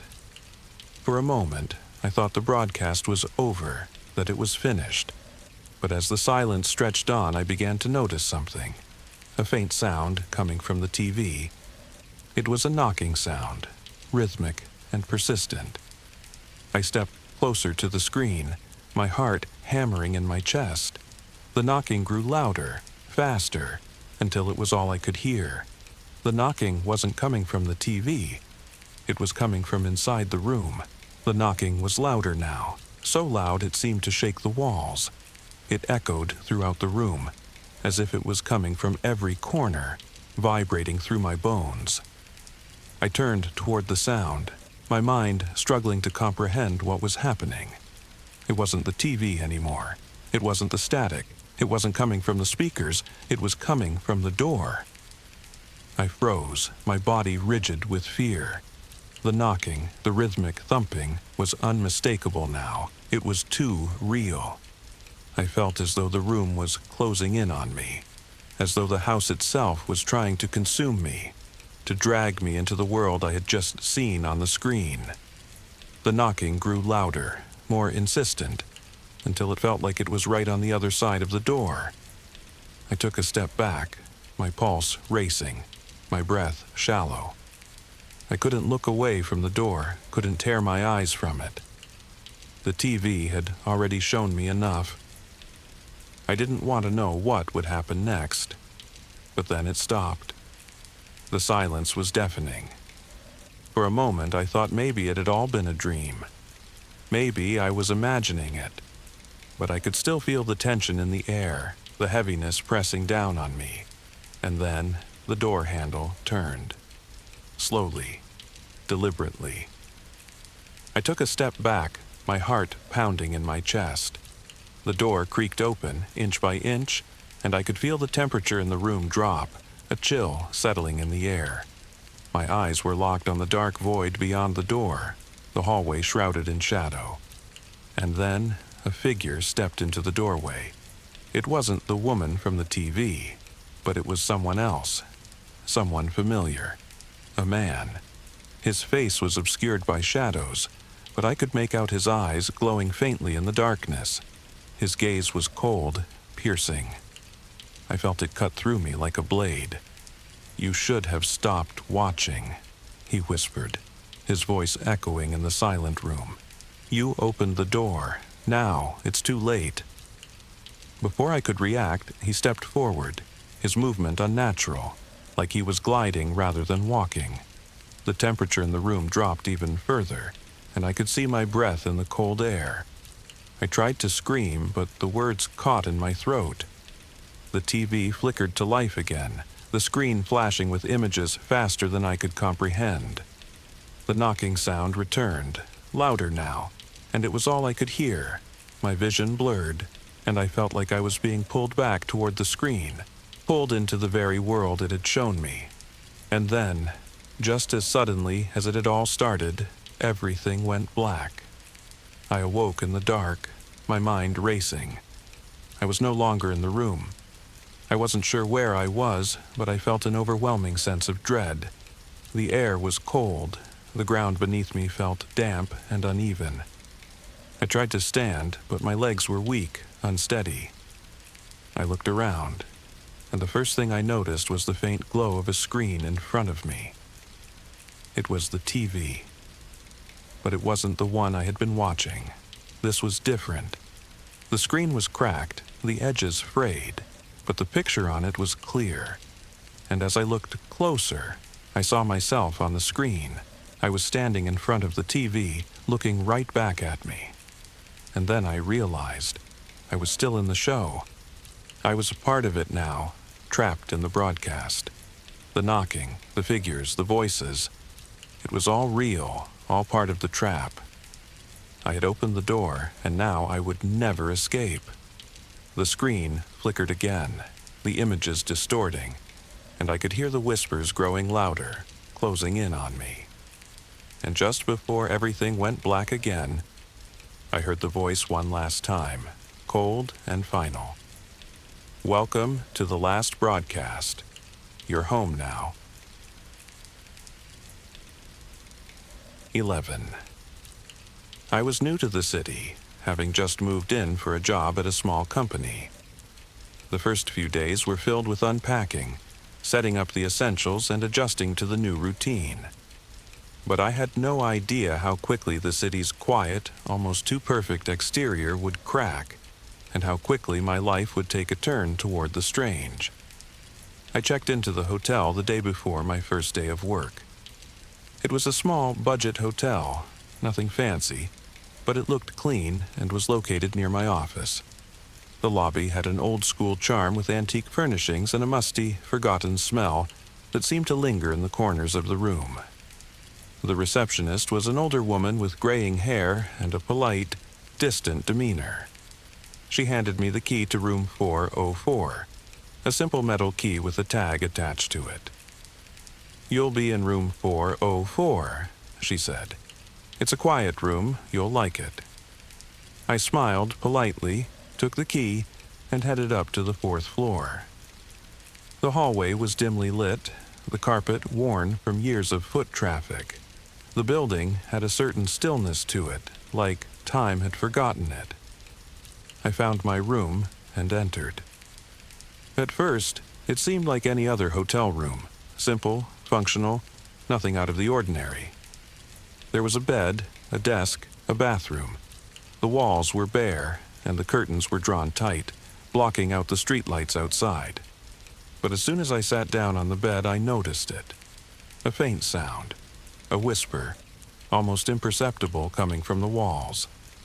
I thought it was just the house settling, a normal creak or groan that old buildings tend to make. But the sound continued, faint but persistent, like someone was speaking just behind the walls, too quiet to understand. I shrugged it off, thinking I was just imagining things, and turned on the TV to drown out the sound. But it didn't stop. The whispering continued, almost as if it was coming from different parts of the room, echoing through the walls like it was shifting positions. I got up to investigate, my heart beginning to race. Was someone messing with me? Was I just hearing things? I knocked on the walls lightly, trying to find the source of the sound. But it didn't change, it just kept going. An eerie murmur that seemed to rise and fall like a chant. Words that were never quite clear enough to understand.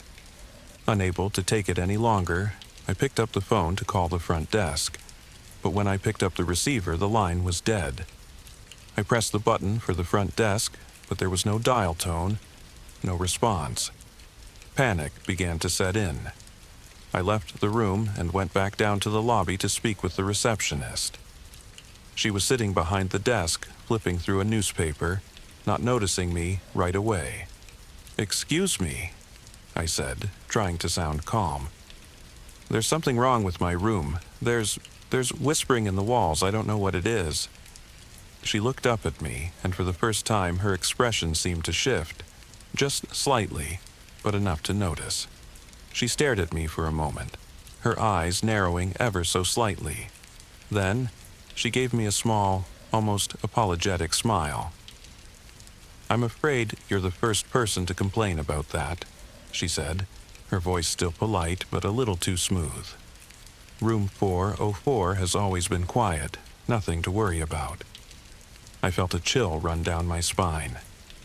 But the whispering, I started, but she interrupted me. Maybe you just need some rest. You've had a long day. Why don't you go back to your room and get some sleep? Everything will be fine in the morning. Room 404 is always fine. Her words were calm, reassuring, but there was something unsettling about them. I didn't trust her. I didn't trust the room. I returned to the 4th floor, my mind racing. The whispering had stopped, but the tension in the air felt suffocating. When I opened the door to my room, the temperature felt colder, like a draft had come in through the cracks in the window. I turned the light on, hoping it would help clear the unsettling feeling. But the whispering was back. This time, it was louder. I looked around the room, my eyes scanning the walls, searching for anything out of place. The whispering had changed. It was no longer just a faint murmur. It was now distinct, like someone was speaking directly to me. I could almost make out a few words, but they were jumbled, too quick to understand. It was as if the walls themselves were breathing, speaking to me in a language I couldn't comprehend. Suddenly, I felt the temperature drop even further. A cold gust of air blew through the room, sending chills down my spine. The whispers grew louder, more frantic. I was no longer hearing just voices. I was hearing screams. A flash of panic hit me. I rushed to the door, but it wouldn't open. It was locked. I yanked on the handle, but it was stuck, as if someone on the other side was holding it shut. I backed away from the door, my breath quick and shallow. The whispers were now joined by scratching, like fingernails dragging across the inside of the walls. Suddenly, the room fell silent. I held my breath, waiting for the next sound, the next movement. But nothing came. The silence was deafening, suffocating. Then I heard it. The whispering was back, but this time it was louder and clearer than before. "You're not supposed to be here." I turned toward the walls, my eyes wide with fear. The voice wasn't just a whisper anymore. It was a command, a warning. "You opened the door." I didn't know what to do. The walls around me seemed to pulse, the shadows shifting and stretching. The room felt smaller, like the air was being sucked out of it. And then I saw it. In the corner of the room, a small crack appeared in the wall. It started out tiny, almost imperceptible, but it widened, stretching across the entire wall like a wound opening. From the crack, dark, inky tendrils began to emerge, writhing and twisting, as if they were alive. I could feel my heart pounding in my chest, each beat echoing in my ears. The room was no longer just a room. It was a place that held something else, something dark, something that had been waiting for me. And that's when I heard it again. It's too late now. The tendrils continued to slither from the crack in the wall, undulating like something alive, dark and thick as ink. The room felt colder, and my breath became visible, floating in front of me like a fog. I was paralyzed, my eyes locked onto the growing crack. I tried to scream, but the words caught in my throat, stuck somewhere between fear and disbelief. The whispers intensified again. Now, they weren't just voices. They were faces, appearing before my eyes in flashes. I could see them, pale, distorted faces pressed against the walls, their eyes wide and glassy, mouths open as if they were screaming, but no sound came. The scratching grew louder, faster, as if something was trying to get out. I stumbled backward, away from the crack, but I couldn't tear my eyes away. The tendrils inched forward, reaching out like fingers trying to pull something. Someone, closer to them. My body was frozen, caught between wanting to escape and being unable to move. The temperature in the room had dropped so low that I could see my breath coming out in heavy clouds. The shadows in the corners of the room seemed to grow thicker, more tangible, like they were alive and pressing in on me from all sides. I ran to the door again, but it was still locked, refusing to budge, as if mocking my every attempt to escape. The whispers grew louder still, now accompanied by a low, guttural hum that seemed to vibrate the walls, the floor, everything around me. The very air felt charged, heavy, like the space between me and the walls had turned into a prison. And then I heard it. A voice. This time, it was different. It wasn't a whisper or a distant echo. It was sharp, clear, and direct. "Come closer." The voice was cold, commanding, like a presence that could force you to obey. And before I realized it, my feet began moving, slowly at first, but then faster, as if I was being dragged by an unseen force. I couldn't stop myself. My hand reached out toward the crack in the wall.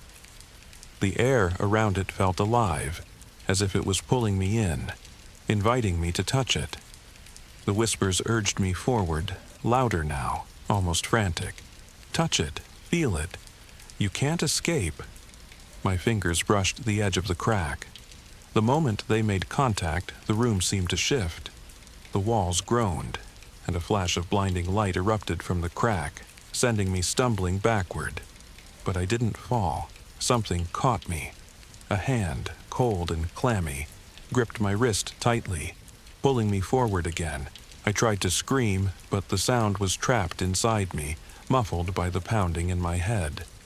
The light from the crack grew stronger, overwhelming me until I felt like I was falling into something endless, something that didn't belong in the world I knew. I closed my eyes, unable to look any longer, but the sensation didn't stop. The pressure on my wrist tightened, and I could hear footsteps now, faint, but growing louder, coming closer, inside the walls. The air was filled with whispers that weren't just coming from the walls anymore. They were coming from within me, echoing through my very thoughts.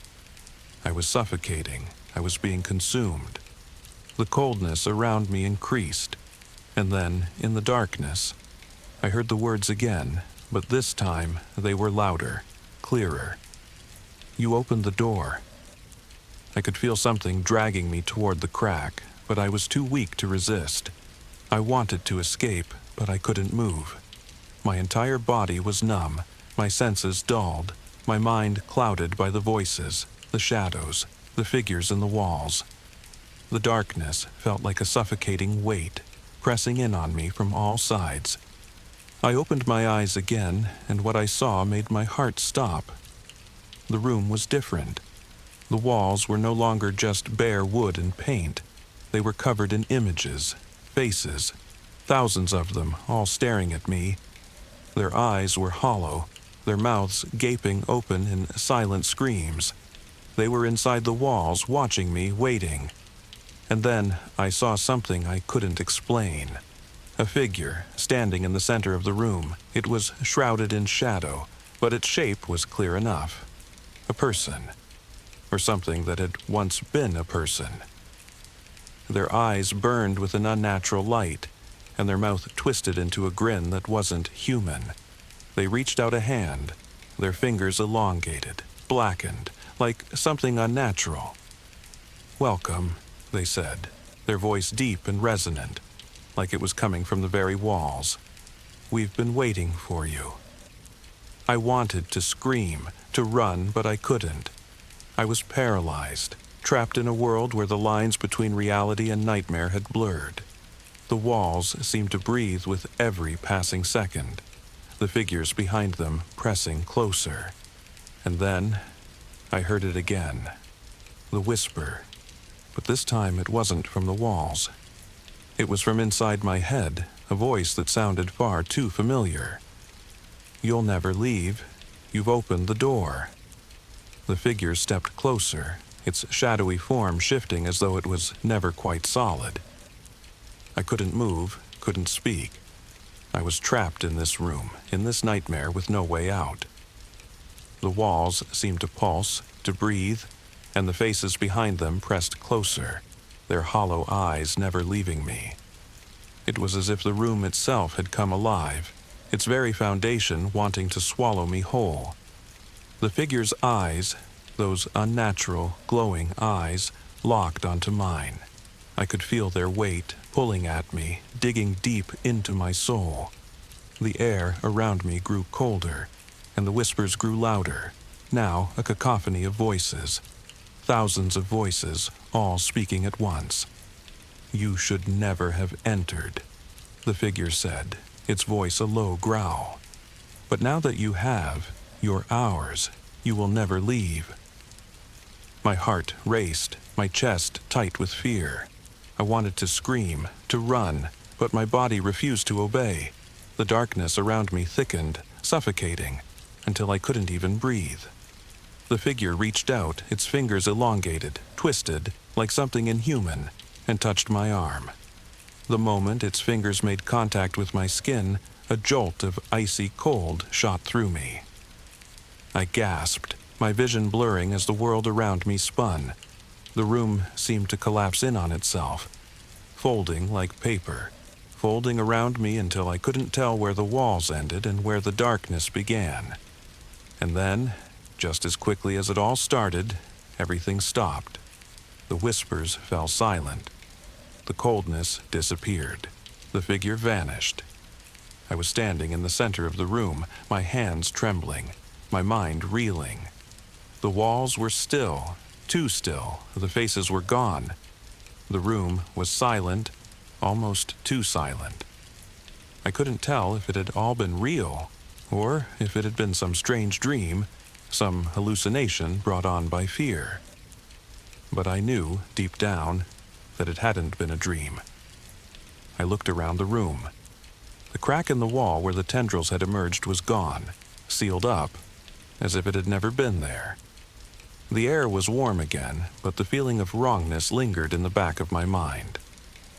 I turned toward the door, and for the first time, I reached out to open it, but my hand hesitated on the handle. A voice, soft, barely a whisper, spoke behind me. "You can never leave." I spun around, but there was nothing there. The room was empty, except for one thing. The door, the one I had just touched, was now locked from the inside. I screamed, yanking on the handle, but it wouldn't budge. The walls seemed to close in, suffocating me once again, and I realized with horror that I was not just trapped in the room. I was trapped in the hotel, trapped in this world. The figures, the whispers, they were part of it now, and I was part of it too. The room had claimed me. The whispers started again, slow at first, then building to a crescendo until they were deafening. The walls seemed to press closer, suffocating me with their voices. "You opened the door." And that was the last thing I heard before everything went silent. The hotel, the room, the walls, they had consumed me, and now I was part of them. Just another face, just another whisper, trapped in the room that had never let anyone go. I had just finished a long drive, heading to a remote town that I'd never visited before. I didn't know much about it, just that it was known for its historical buildings and quiet streets. It seemed like the perfect place to get away for a few days, away from the noise of the city, to clear my head. When I arrived at the hotel, the lobby was warm, quiet, with the faint smell of old wood and dust lingering in the air. The receptionist, a middle-aged man with glasses and a friendly smile, greeted me. I told him I had a reservation, and he quickly found my name in the guest book. "You're in room 305, he said as he handed me a key. His smile never wavered, but there was something off about his eyes. His gaze lingered just a little too long, and the way he said 305 felt deliberate, almost like it was a warning. I didn't think much of it at the time, just nerves from being on the road too long, I told myself. But when I got to the floor and started walking down the hallway, I noticed something strange. The layout of the floor seemed wrong. I had stayed in hundreds of hotels, and I knew how to navigate the hallways by instinct, but this felt different. The hall seemed unnaturally long, and the walls, though clean, had a cold, unwelcoming look to them. I checked the door numbers: 301, 302, 303, but when I reached what should have been room 305, there was only a blank wall. No door, no sign of a room at all. I stood there for a moment confused. Maybe I had misread the key. I turned back to the elevator thinking I'd made a mistake. But as I turned, I noticed something odd. The elevator doors were slightly open, though there was no indication that anyone had been inside. The doors, much like the hallway, seemed off, like they didn't belong. I couldn't help but feel drawn to the space. I checked the map on the wall near the elevator, and again, there was no room 305. The floor plan was neatly printed, and yet there was no sign of a room where one should be. The layout was identical, except for that one missing room. A knot formed in my stomach. I had to find room 305. Something urged me to keep going. I walked back down the hall, more cautiously this time. There was no sound, no footsteps, no voices, just an eerie, almost unnatural silence. I could feel the weight of the hotel pressing in on me as though it were closing around me, suffocating me with its stillness. When I reached the blank wall again, I noticed something else. The faintest outline of a door had begun to appear in the wall. It was as if it were slowly being drawn into existence. The edges of the door frame became visible, and with a soft creak, the door opened. There was no one on the other side, just darkness. I hesitated. This wasn't right. This wasn't how hotels were supposed to work. But my curiosity pushed me forward. I stepped into the doorway, my breath catching in my throat. The air inside the room was thick and cold, like stepping into a tomb. I stepped across the threshold. The room looked normal at first glance, just another hotel room with simple furnishings and a bed that looked untouched. But as I moved further inside, I noticed the windows. There were no windows in the room, no way for light to get in. Yet there was a dim glow, almost as if the room were lit by some unnatural source. The walls were different. They didn't have the wallpaper or the paintings that most hotel rooms did. Instead, they were bare, painted a dull gray. The carpet beneath my feet was an old, faded red, and I could see faint stains on it, as though the room had been here much longer than the hotel itself. Something about the room felt wrong, like it didn't belong in this building, or maybe it didn't belong in time. It felt out of place. My heart began to race as I walked across the room, feeling the hairs on the back of my neck stand up. I couldn't shake the feeling that I wasn't alone. Suddenly, a low sound echoed from the corner of the room. Just the slightest scrape, like metal against wood. My eyes darted to the source, and I saw a small door that hadn't been there before, just beneath the wall's baseboard. It was barely noticeable, and it looked too small to be a normal door. It was sealed shut, but the scrape echoed again, this time louder. I crouched down to inspect it. There was a small lock, rusted and old. Someone was on the other side. My pulse quickened. I was being drawn to it, unable to resist. I didn't know why, but I reached for the lock, and just as I was about to unlock it, I heard a sound from behind me. "You shouldn't be here." The voice was faint at first, but then it grew clearer, more distinct. The room felt colder, the walls closing in. The voice came again, this time from just behind me. "You've found it." I spun around, heart pounding in my chest. But there was no one there. The room was empty, save for me. The door began to creak, as if something was trying to push through from the other side. I grabbed my things, my breath shaky as I backed toward the door. But before I could leave, the lights in the room flickered. A figure appeared in the corner. The figure in the corner was like a shadow, standing perfectly still, its face obscured in the dim light. I couldn't make out any details, just the shape of a person, standing silently, watching me. A cold chill ran down my spine. Every instinct told me to run, but my legs felt frozen, like I couldn't move. My heart pounded in my chest, my breath shallow, barely audible over the quiet hum of the flickering lights. The figure didn't move, didn't speak. It just stood there, its presence pressing in on me like a weight, suffocating me. I didn't know how long I had been standing there, staring at it, but time seemed to stretch, to bend in the most unnatural way. Suddenly, the voice came again, louder this time, as if it was right behind me, in my ear. "You shouldn't have opened the door." I spun around, but there was no one there, just the dimly lit room. The door behind me, the small locked door beneath the baseboard, both were still closed. Yet I could feel something. Someone. Watching me. The air was thick with tension, like it was suffocating me, weighing down on my chest, making it hard to breathe. I backed away slowly, my eyes flicking between the shadowy figure and the rest of the room.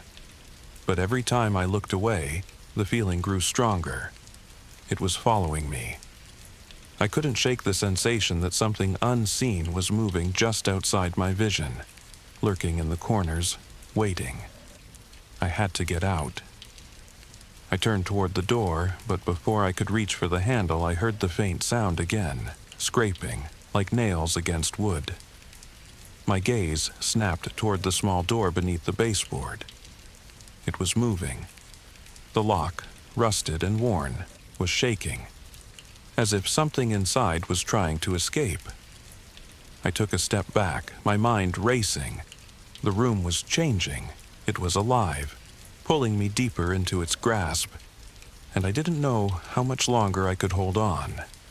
My fingers reached out for the door handle, but the light flickered again, plunging the room into darkness for a brief moment. When the lights came back on, the figure in the corner was gone, and the room had changed. The furniture had shifted. The bed, the desk, the chairs, all of them were in different places. The air was heavier, colder, as though the room had absorbed something dark, something ancient. I reached for the door, my fingers trembling, and tried to pull it open, but it was stuck. The door wouldn't budge. It didn't just feel locked, it felt sealed, like it was part of the room, a part of something much larger that had no intention of letting me leave. Suddenly, I heard it again. "You're not supposed to leave." The voice was clear now, loud, unmistakable. It wasn't coming from anywhere. It was inside my head. I turned toward the corner of the room, but there was nothing. Nothing except the oppressive silence that hung in the air, suffocating me, wrapping around my chest like a vice. Then I saw it. The small door beneath the baseboard was open. It wasn't just slightly ajar. It was wide open, revealing nothing but a deep, dark void beyond, a blackness that seemed to stretch on forever. I could hear movement from within, scraping and shifting, as if something, or someone, was trying to get out. I took a step closer, my heart pounding in my chest, my body moving against my will, as though the room itself was pulling me forward. The whispers started again, low and urgent. "Come closer." I reached out a trembling hand, my fingers brushing against the edge of the small door. The cold air from within felt like it was pulling me in, like it wanted to swallow me whole. Before I could touch it, the scraping grew louder, more frantic. It wasn't coming from inside the door anymore. It was coming from the walls, From all sides, scratching, clawing, as though the very walls of the room were alive, trying to break free. The lights flickered one last time, and for a brief moment everything went pitch black. And when they came back on, I was no longer in the room. I was somewhere else. The room 404, was gone. The hotel hallway, the walls, the door, all of it had disappeared. The place I had been standing in was now a dark, empty void, a black space that seemed to stretch on forever. But I wasn't alone. The shadow was back. This time, the figure was clearer, its face visible. A man, but not a man, not in any normal sense. His face was twisted, malformed, his eyes too large, his mouth stretched wide into a grin that wasn't human. His skin was pale, almost translucent, and his entire body seemed to flicker in and out of existence, like he was part of the very darkness that surrounded me. "You opened the door," the figure whispered, its voice both inside my head and in the space around me. "And now you'll never leave." The last thing I felt was the cold hand of the figure closing around my wrist, pulling me toward the darkness. My scream echoed through the void, but there was no one there to hear it. I was already gone. The darkness consumed me. I tried to scream, but my voice was swallowed by the void that now surrounded me. The figure's grip tightened around my wrist, pulling me into the nothingness. I felt myself being dragged deeper, further away from the faint light that had once been the room, the hotel, the world I knew. I couldn't move, couldn't escape. The space around me was cold and empty, the air thick with a suffocating pressure that made it hard to breathe. The figure's smile twisted wider, the grin stretching unnaturally across its face. Its eyes burned with an eerie, unnatural light. "You opened the door," it whispered again, its voice both everywhere and nowhere at once. "And now you belong to this place." I felt the darkness closing in on me, swallowing every sense of reality, pulling me deeper into a world that wasn't meant to be. The figure's laugh echoed in my ears, and for a brief moment I thought I could hear the whispers of others who had opened doors, others who had been lost. Then everything went silent. The figure was gone, the darkness was gone, and I was alone. But I wasn't in the hotel anymore. I wasn't anywhere familiar. I was somewhere else. A place where the rules of the world didn't apply. A place where I was trapped forever. I opened my eyes, but there was nothing to see. And I realized, in that moment of terrifying clarity, that I was now part of the hotel. Part of the room that had never existed. Part of the darkness that had claimed me. I had crossed a line that could never be undone. The door, once opened, had led me to a place that would never let me go. I was lost. I was forgotten, and no one would ever find me again. It began with a simple apartment tour. Nothing special, nothing unusual, just another day spent trying to find a place to live in a city that didn't seem to want me. The ad for the apartment had been vague but promising. Spacious one-bedroom unit in a historic building, quiet neighborhood, affordable rent. Exactly what I needed, or so I thought. When I arrived, the building seemed off. It wasn't the kind of old that felt charming or full of character. It was the kind of old that felt tired, neglected. The bricks were darkened with age, the windows grimy and fogged, and the iron gate at the entrance groaned as I pushed it open. Inside, the air was heavy, carrying a faint musty smell like damp wood and something metallic. The landlord, a wiry man with a hollow face, greeted me with a forced smile. His handshake was cold and quick, as if he didn't want to touch me any longer than he had to. "Not many people stay here long," he said with a shrug as he led me up the creaky stairs. "Why's that?" I asked, already uneasy. "They just move on. he replied, his tone dismissive. I didn't press further. The truth was, I couldn't afford to be picky. If this place wasn't falling apart and had 4 walls and a roof, it was good enough for me. When we reached the 3rd floor, the landlord unlocked the door to the apartment and stepped aside. "Go ahead," he said, gesturing for me to enter. The apartment was better than I expected. Small, yes, but clean and quiet. The hardwood floors were scratched but sturdy, and the windows let in a decent amount of light. It wasn't perfect, but it had potential. "I'll take it," I said, almost immediately. The landlord's smile faltered for a moment, just a flicker of something in his expression. Was it relief? Regret? But then he nodded. "Great, I'll get the paperwork ready." I moved in a week later. At first, everything was fine. The neighbors were quiet. The heating worked, and I finally felt like I could settle down.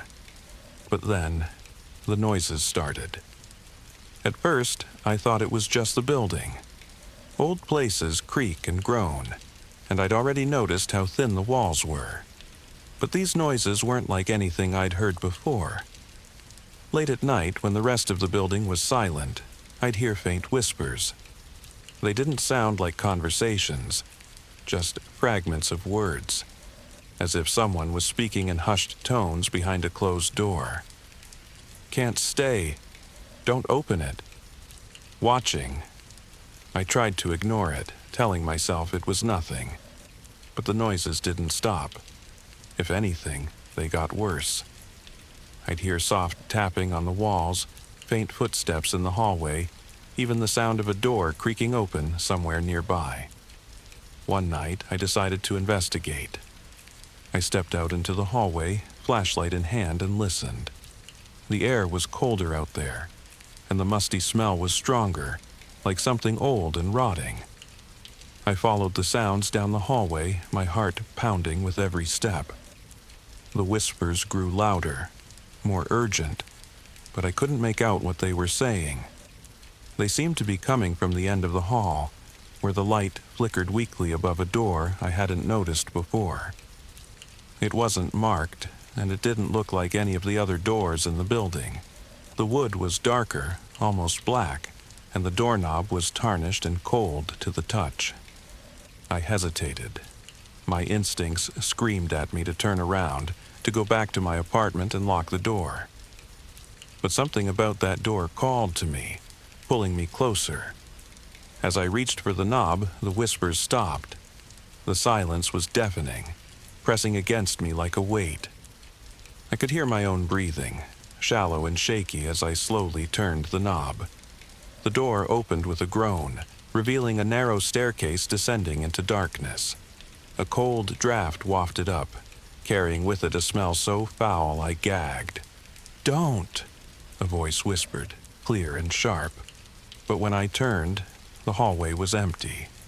I stared down the staircase, the darkness at the bottom seeming to stretch endlessly, like a void waiting to swallow me whole. The cold draft brushed past me again, carrying that same rancid smell.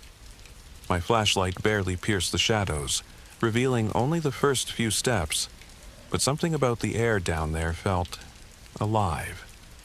The whisper from the hallway still echoed in my ears. "Don't." It sounded so close, so real, like someone had been right behind me. But when I turned again, there was no one there. Just the empty hallway and the faint flicker of the light overhead. My hand lingered on the doorknob. I could close it right now, lock it, and go back to my apartment. Pretend I never saw this door. Pretend I never heard the whispers, but I couldn't. Something inside me, a mix of curiosity and dread, pulled me forward. I had to know what was down there. The first step creaked loudly under my weight, the sound echoing down the staircase like a warning. I held my breath and took another step, then another, each one feeling heavier than the last. The air grew colder as I descended, and the smell of rot became nearly unbearable, making my stomach churn. About halfway down, my flashlight flickered. No, I whispered to myself, tapping it nervously. Not now. The beam steadied for a moment, but just as I reached the bottom of the stairs, it went out completely. I was plunged into total darkness. My heart raced as I fumbled with the flashlight, smacking it against my palm in a desperate attempt to bring it back to life. And then I heard it, a sound that made my blood run cold. Breathing. It was faint at first, soft and shallow, but it was there, just a few feet away. I froze, every muscle in my body tensed. The darkness pressed against me, and I could feel the weight of whatever was in the room with me. "Hello?" I said, my voice trembling. The breathing stopped. I didn't dare move. The silence was suffocating, broken only by the pounding of my heart. And then, from the darkness, came a sound that made my knees go weak. A whisper. "Why did you come here?" The voice was low and raspy, barely audible, but it was unmistakably directed at me. My fingers finally found the flashlight switch and I flicked it on. The beam of light swept across the room, revealing crumbling brick walls, damp floors, and something that made my stomach drop. A chair in the center of the room, facing away from me. There was someone sitting in it. I took a step back, my flashlight shaking in my hand. The figure in the chair didn't move, didn't make a sound, but I could see the faint rise and fall of their shoulders. They were breathing. "Who are you?" I asked, my voice barely above a whisper. No response. I took another step back, but my foot hit something on the floor. I looked down and saw a line of old, dusty photographs scattered across the ground. I picked one up, holding it under the beam of my flashlight. It was a picture of me. Not just me, but me standing in front of this very door, holding the same flashlight with the same look of fear on my face. My hands trembled as I flipped it over. Written on the back in shaky handwriting were the words, "You'll understand soon." The sound of the chair creaking brought my attention back to the figure. They were moving now, slowly turning to face me. My flashlight flickered again, but in the brief flashes of light I saw enough to make my blood freeze. It was me, or at least, it looked like me. The face was pale and hollow, the eyes sunken and dark, but it was undeniably mine. They smiled, but it wasn't a smile of warmth. It was the kind of smile you'd see on someone who knew something you didn't, something you didn't want to know. "Why are you here?" they asked again, their voice matching mine perfectly. I don't know," I stammered, taking another step back. They stood up, their movements slow and deliberate, as if they had all the time in the world. "You shouldn't have come," they said, their smile widening. My flashlight flickered one last time and went out completely. The room was plunged into darkness again, and I felt a hand grip my shoulder, cold and strong.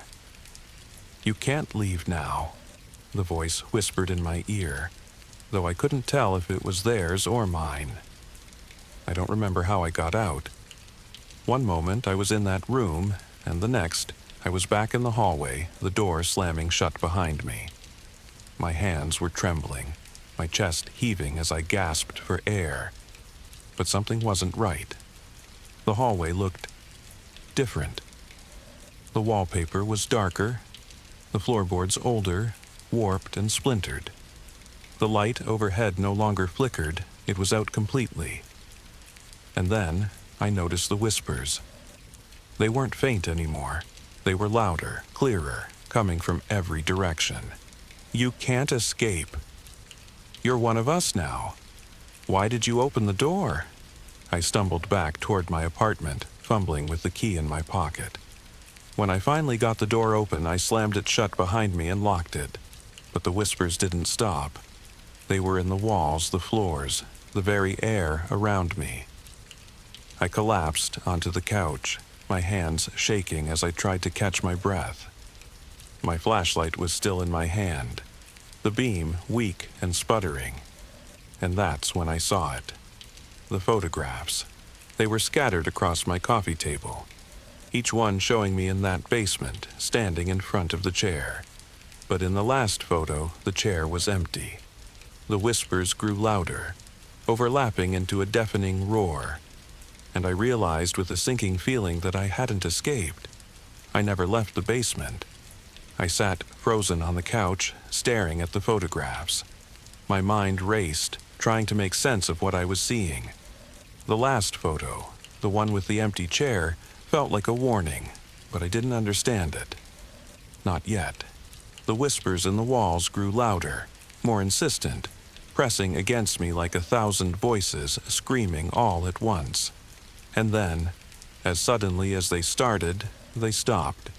The silence was worse. It felt heavy, like the room itself was waiting for something. I glanced at the door, half expecting it to burst open, but it didn't. Instead, I heard the faint creak of a floorboard behind me. I turned slowly, every muscle in my body screaming for me to run. The figure from the basement was standing in the corner of my apartment. My double. The pale, hollow version of me. Their eyes glowed faintly in the dim light, and that same twisted smile played on their lips. "You're starting to understand, aren't you?" they said, their voice calm, eerily similar to mine. I couldn't speak. My throat felt dry, my body paralyzed with fear. All I could do was shake my head, even though part of me already knew the answer. "This isn't your world anymore," they continued, taking a step closer. "You opened the door. You let it in." "What? What did I let in?" I finally managed to whisper, my voice trembling. They tilted their head, as if amused by the question. "You," they said simply. I felt a cold chill run down my spine as the pieces started to fall into place. The photographs, the whispers, the feeling of being watched. It wasn't the house. It was me. Or at least some part of me. Something I had left behind, something I had forgotten. And now, it was here to take its place. "No," I said, backing away. "You're not real. This isn't real." The figure smiled wider, their teeth unnaturally sharp. "You keep telling yourself that," they said, their voice dripping with mockery. "But you know the truth."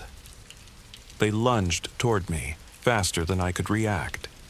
I screamed, falling backward as the flashlight slipped from my hand and clattered to the floor.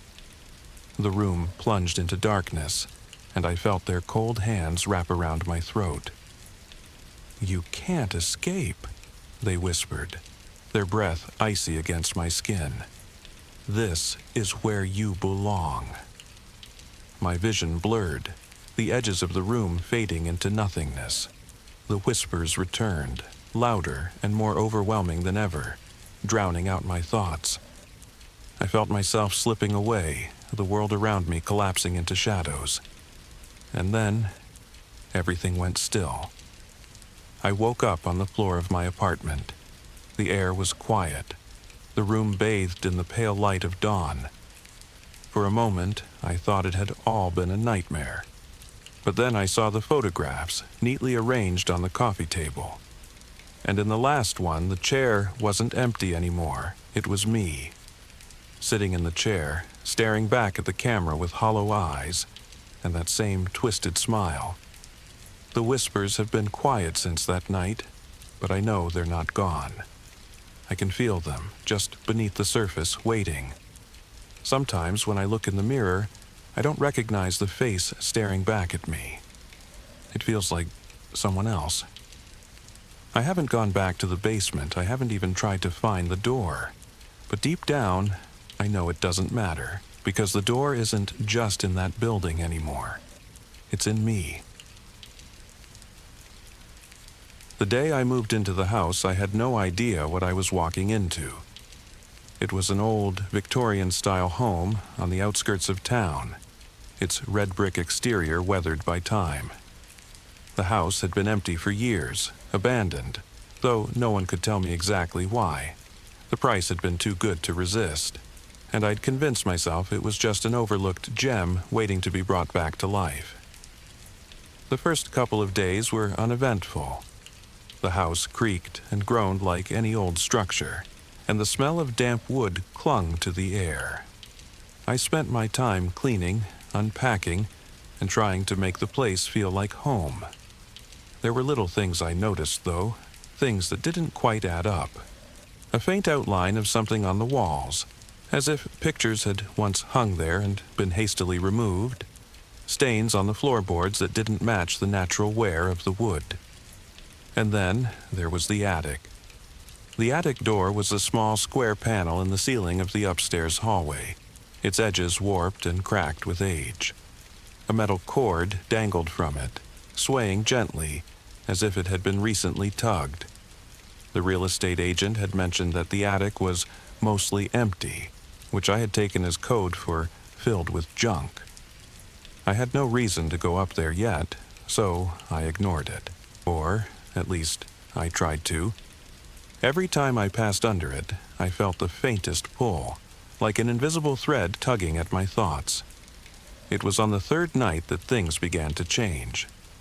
I woke up to the sound of footsteps overhead, slow, deliberate, and impossibly heavy.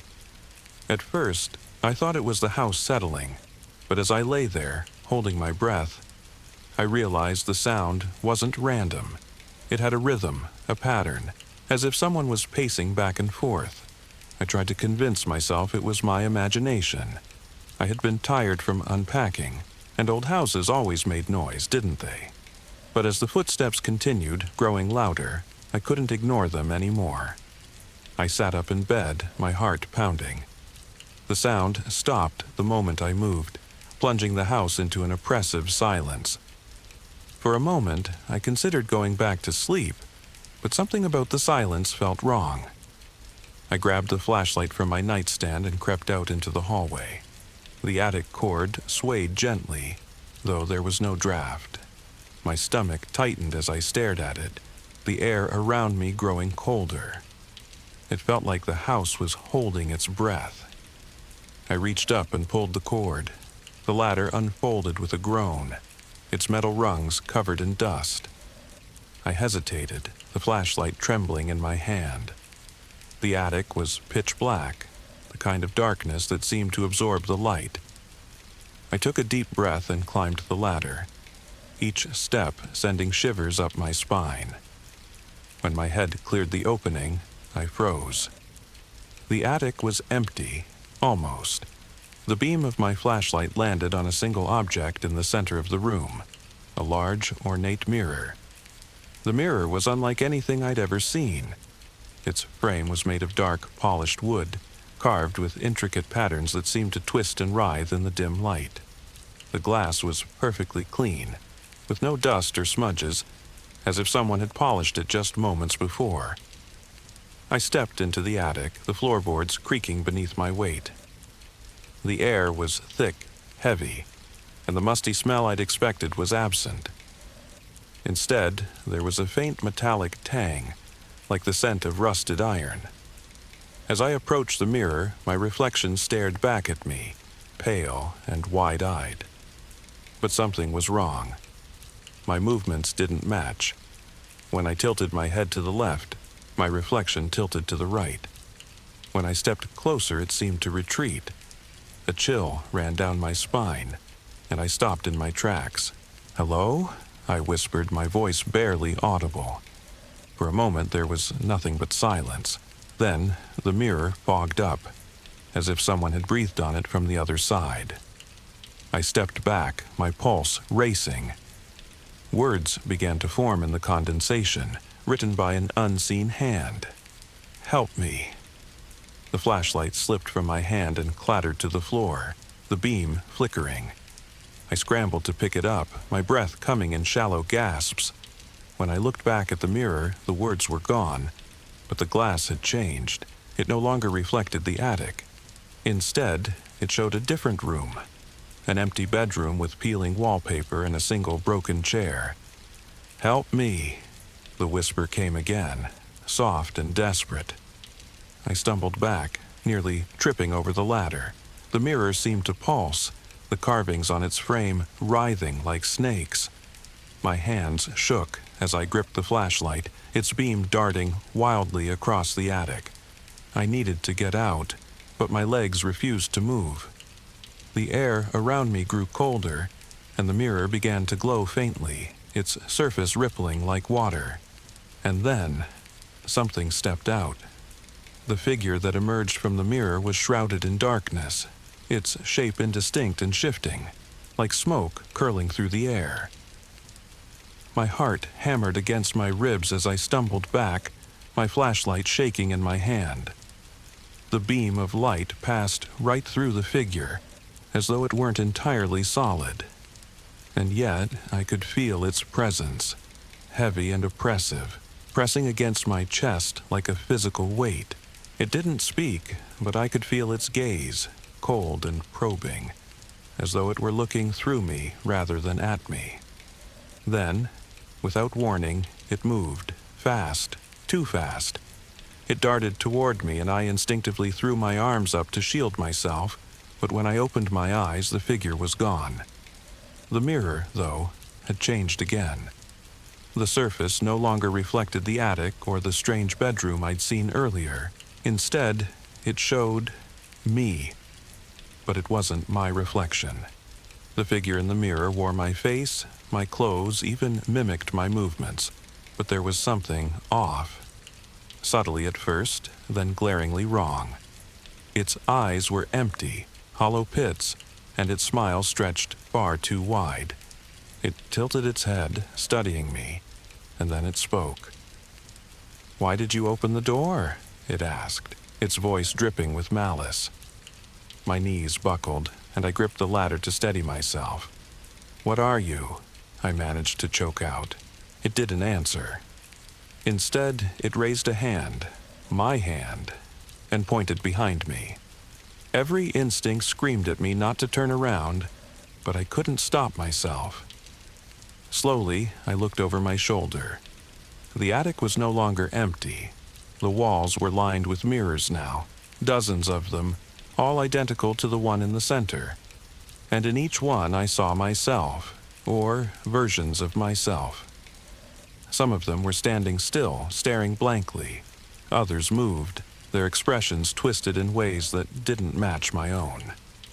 One smiled at me, its teeth impossibly sharp.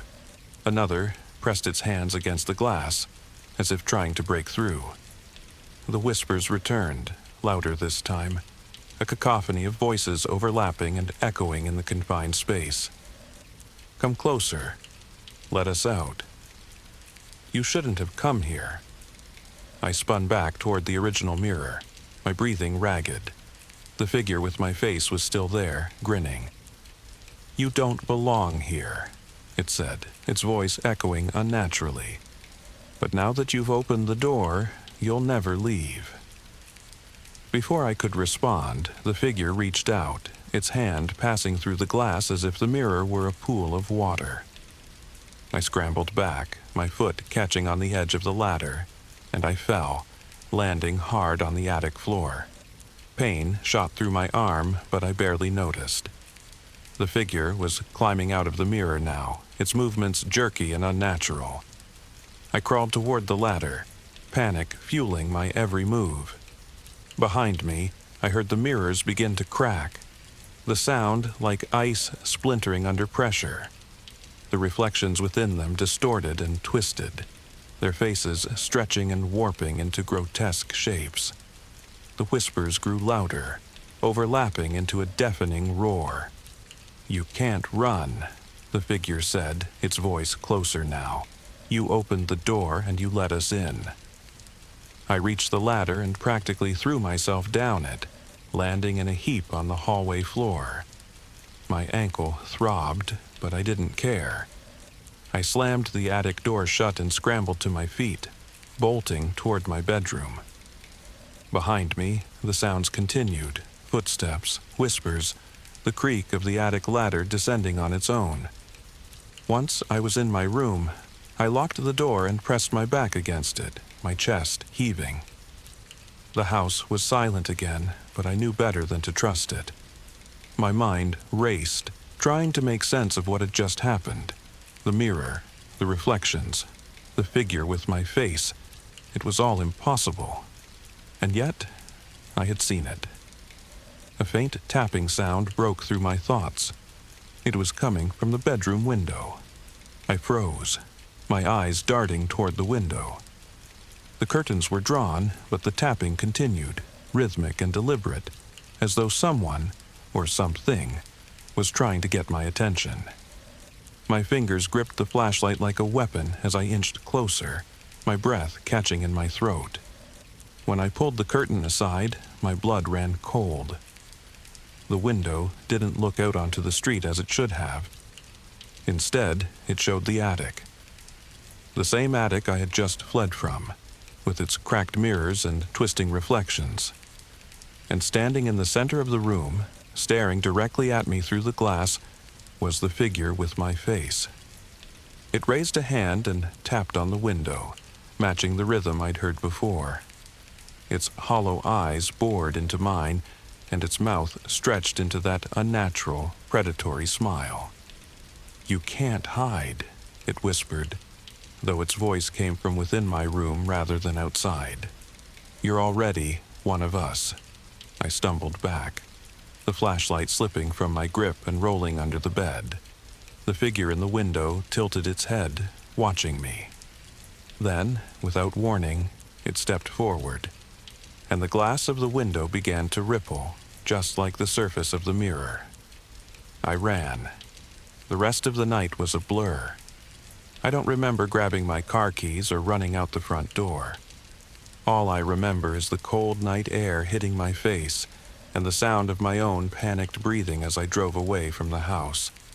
I didn't stop until I was miles away, parked on the side of an empty road, trembling and clutching the steering wheel. When the sun finally rose, I told myself it was over. I would never go back to that house. I would leave it all behind and start fresh somewhere far away. But the next day, as I checked into a motel, I noticed something strange. The mirror in the bathroom, it looked familiar. The same dark wood frame, the same twisting carvings. I tried to convince myself it was a coincidence, but when I turned to leave, my reflection didn't follow. And then, it smiled. I froze as the reflection smiled, my blood turning to ice. My mind raced with every possible explanation, but nothing made sense. This wasn't a coincidence, and deep down, I knew it. The mirror had followed me, or perhaps I had never truly left it behind. I stepped back, keeping my eyes on the reflection. It stood there, unmoving now, but the smile lingered, wide and unnatural. My heart pounded in my chest as I fumbled for the motel room door, my fingers trembling too much to grasp the handle properly. "You can't run," the reflection whispered, its voice so soft I wasn't sure I'd heard it. "We're always watching." The words sent a jolt of terror through me. My legs finally obeyed, and I wrenched the door open, bolting out into the hallway. The motel was eerily quiet, the dim lights flickering faintly. I didn't stop until I was outside, gasping for air under the pale morning sun. I needed help, someone, anyone, to tell me I wasn't losing my mind. But as I pulled out my phone, something stopped me cold. The screen lit up, but it wasn't my reflection staring back at me from the black surface. It was the figure's face, hollow eyes, and that same impossibly wide smile. The phone buzzed in my hand, and a message appeared across the screen. "We told you. You can't leave." The phone slipped from my grasp and shattered on the pavement, but the sound didn't register. My chest tightened as I stumbled backward, feeling the weight of invisible eyes on me, everywhere at once. I didn't return to the house. I couldn't. But it didn't matter. No matter where I went, they were always there. In every mirror, every reflection, every shadow that moved just out of sight. The mirrors weren't just objects, they were doorways. And I had opened one. Now, wherever I go, I hear the whispers. At night, when the world is silent, I feel them watching, waiting.